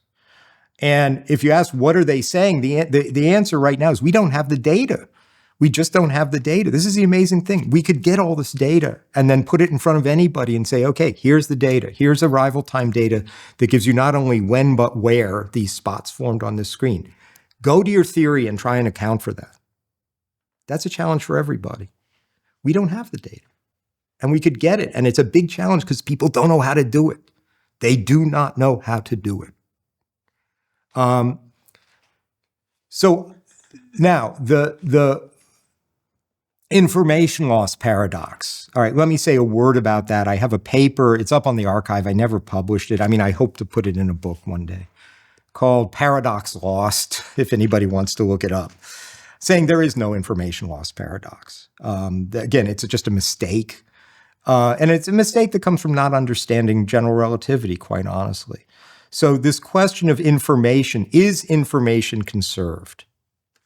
Well, now I'm going to go back to Susskind. Susskind says such silly things. What do they mean by conserving information? Kind of a weird thing to even talk about. Information is a funny kind of abstract thing. Shannon defines it fine, but it doesn't, why should fundamental physics even be in the game of talking about information? When they say things like, well, according to quantum theory, information is conserved, what do they mean? They just mean simply they think that it's a deterministic theory, right? In any deterministic theory that's deterministic in both directions, if you know the entire physical state at one time, you can figure out the entire physical state at any other time, whether earlier or later. In that sense, information is not lost. Now, that information is never accessible to anybody. Why? Because it's got to be the entire physical state of the universe. And one thing nobody will ever know is the entire physical state of the universe. And even if they did know it, they couldn't calculate with it. But anyway, they couldn't know it because you're only a little part, you don't have access to it, right? But you can ask, are the laws of physics fundamentally deterministic? Now, what they do is they say, oh, in quantum theory, if it's always Schrodinger evolution of the universal quantum state, that's deterministic. Sure is. Sure is. Schrodinger evolution is deterministic. And then they say, so information is never lost. But then somebody like Susskind says, oh, that guy Tufte, he's so silly. He thinks that fundamentally physics is deterministic. I mean, go and check your own interviews with Susskind. He kind of poo-poos Tufte looking for deterministic. He thinks, obviously, quantum theory is indeterministic. But in an indeterministic theory, information is not conserved. Because you're saying this state is consistent with different future states and with different past states. So you lose information. I mean, they're completely confused about what they're arguing. Right. That is interesting. Now, in order to even talk about this, you have to talk about the state of the entire universe at a moment. For that, you need one of these slicings, these Cauchy surfaces. And in this paper, I argue that if you take into account the Cauchy surfaces, you never had a problem in the first place. It is true that in the case of black hole... Tim, can I actually interrupt you for a moment? Just because I think that this is a really interesting point, and I want to make it sure that it's clear to both me and the audience.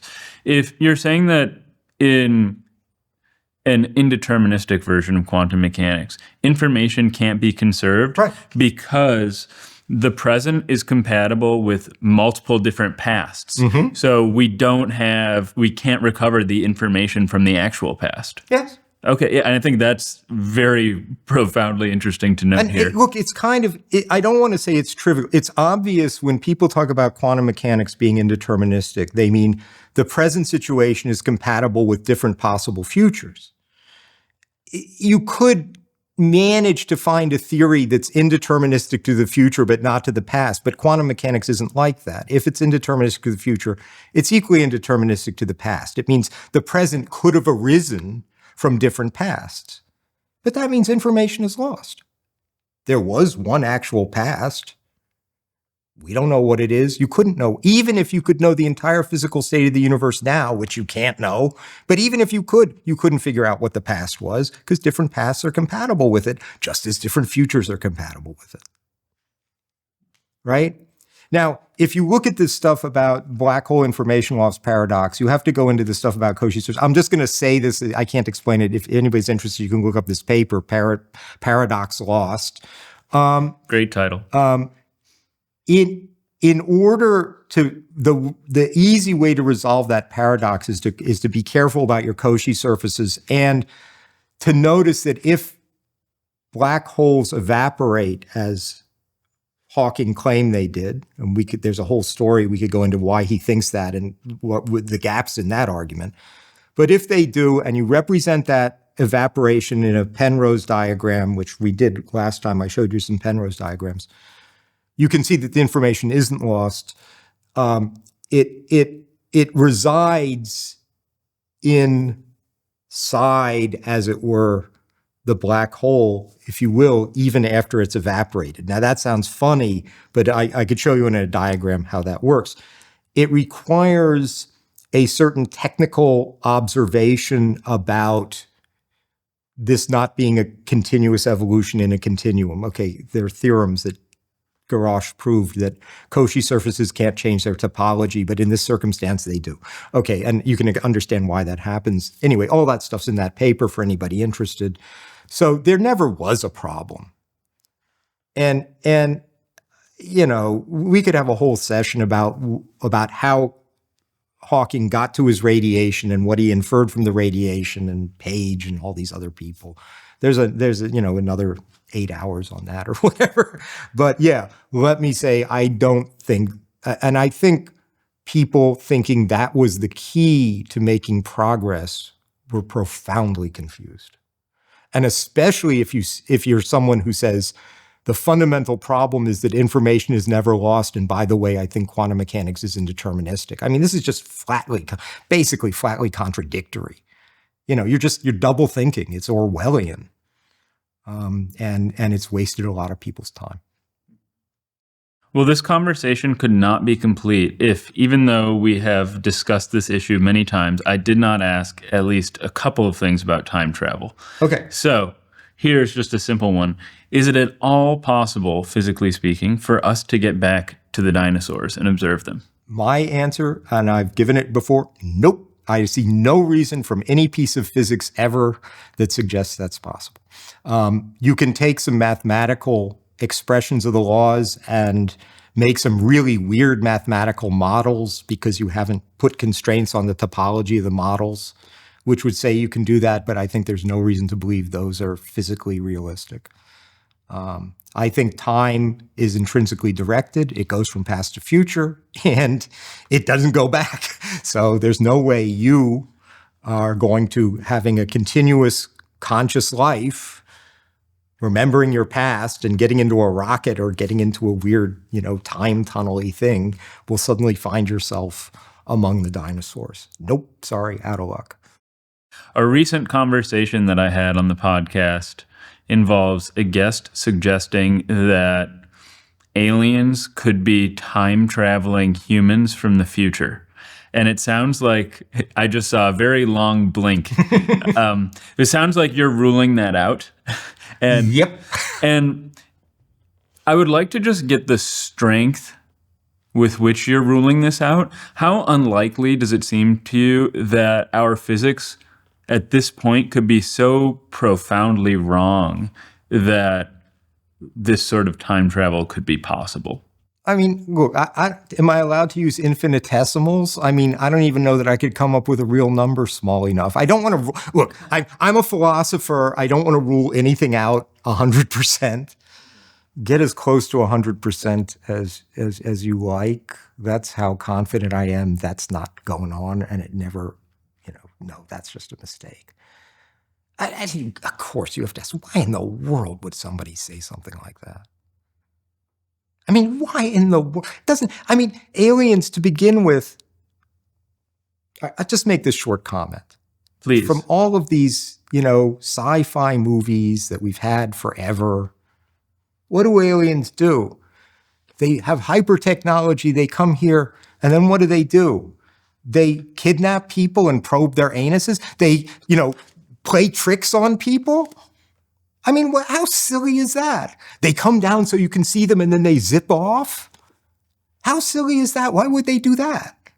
If they have such high technology, they would never be seen. Why would they want to go peek around and then let us see a little bit of them and then disappear? I mean, it's just silly. It's just nonsensical.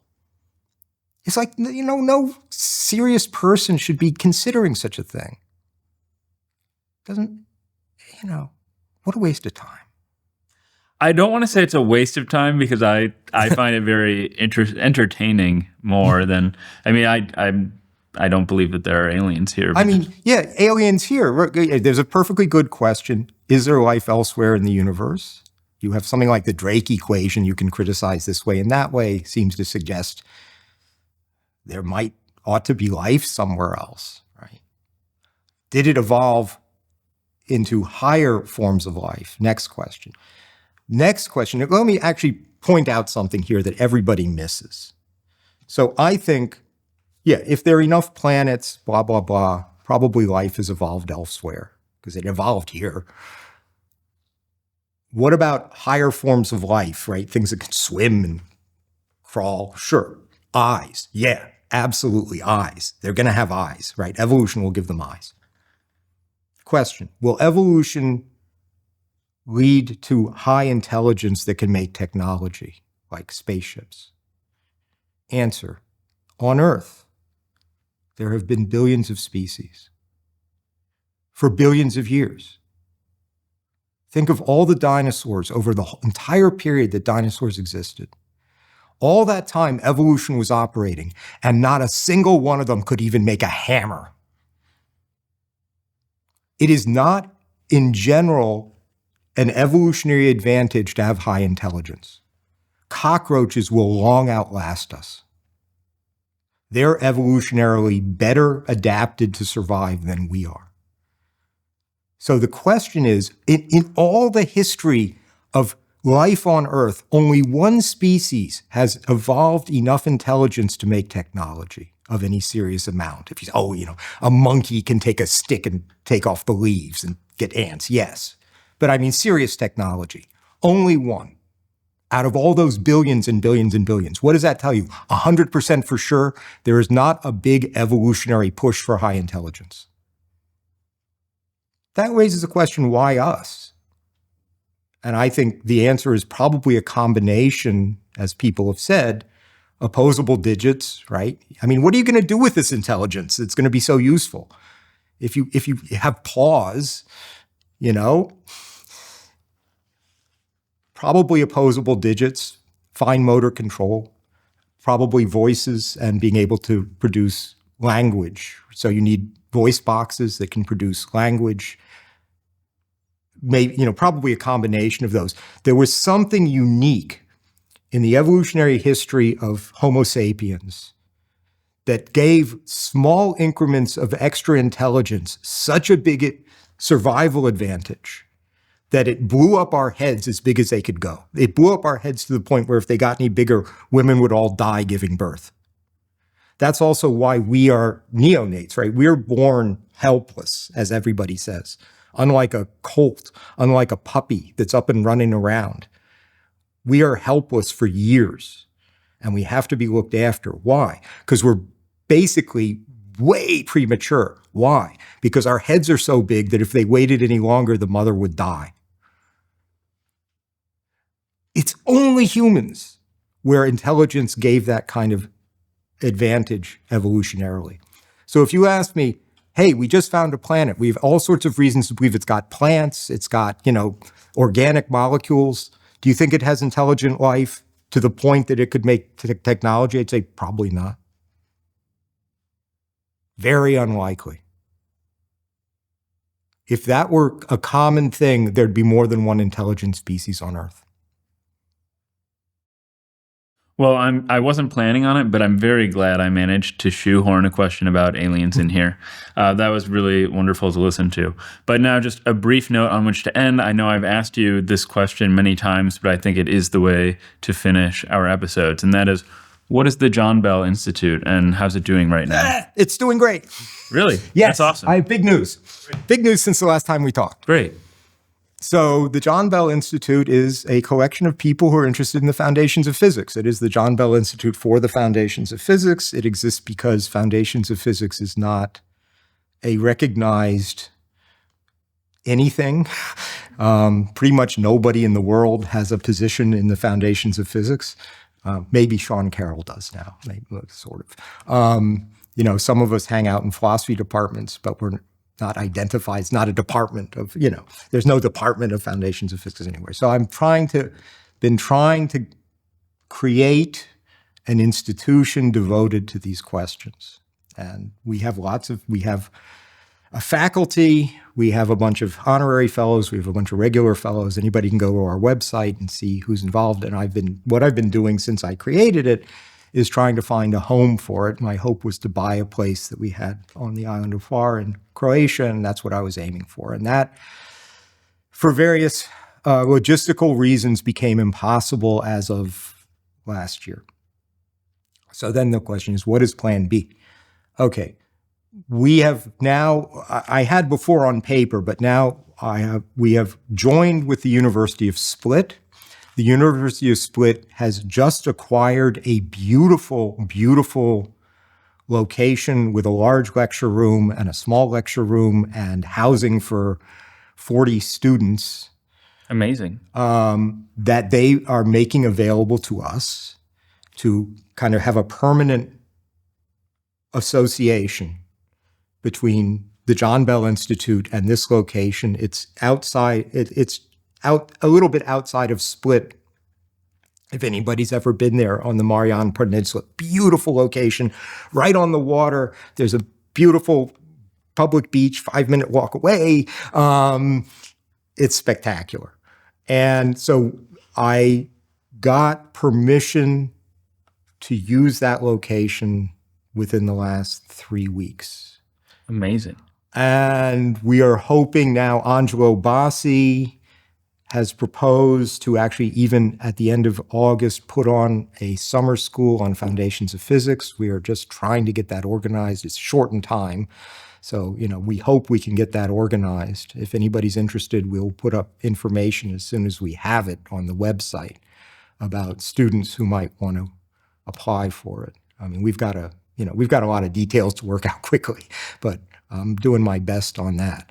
So as far as that goes, right now, we have a place for summer schools and workshops.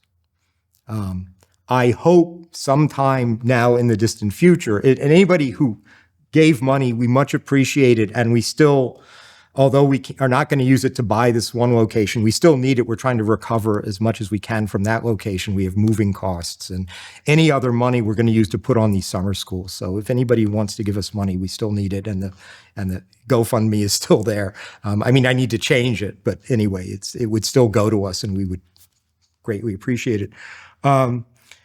I hope eventually actually to have a physical location that's just us not for summer schools and workshops, but for individuals who work to come, where they can just stay with other people and just hang out and do their work and talk to other people. So if this eventually in another few years, there might be a second location for that. We can't do that in this University of Split location, but we can put on workshops in summer schools. So we should start the first one this summer, and then hopefully by next summer kind of be up and running and have some things going on there. So fingers crossed. Yeah, well, this is news to me, so I'm really so happy to hear this for you and for the JBI. Oh, I have truly lost count of the number of conversations we've had on the show now, but my mind is already whirring as I think about, and I want to stress I said whirring, not worrying, about what we're going to do for the next one. But thanks, Tim. This has been excellent. Thank you.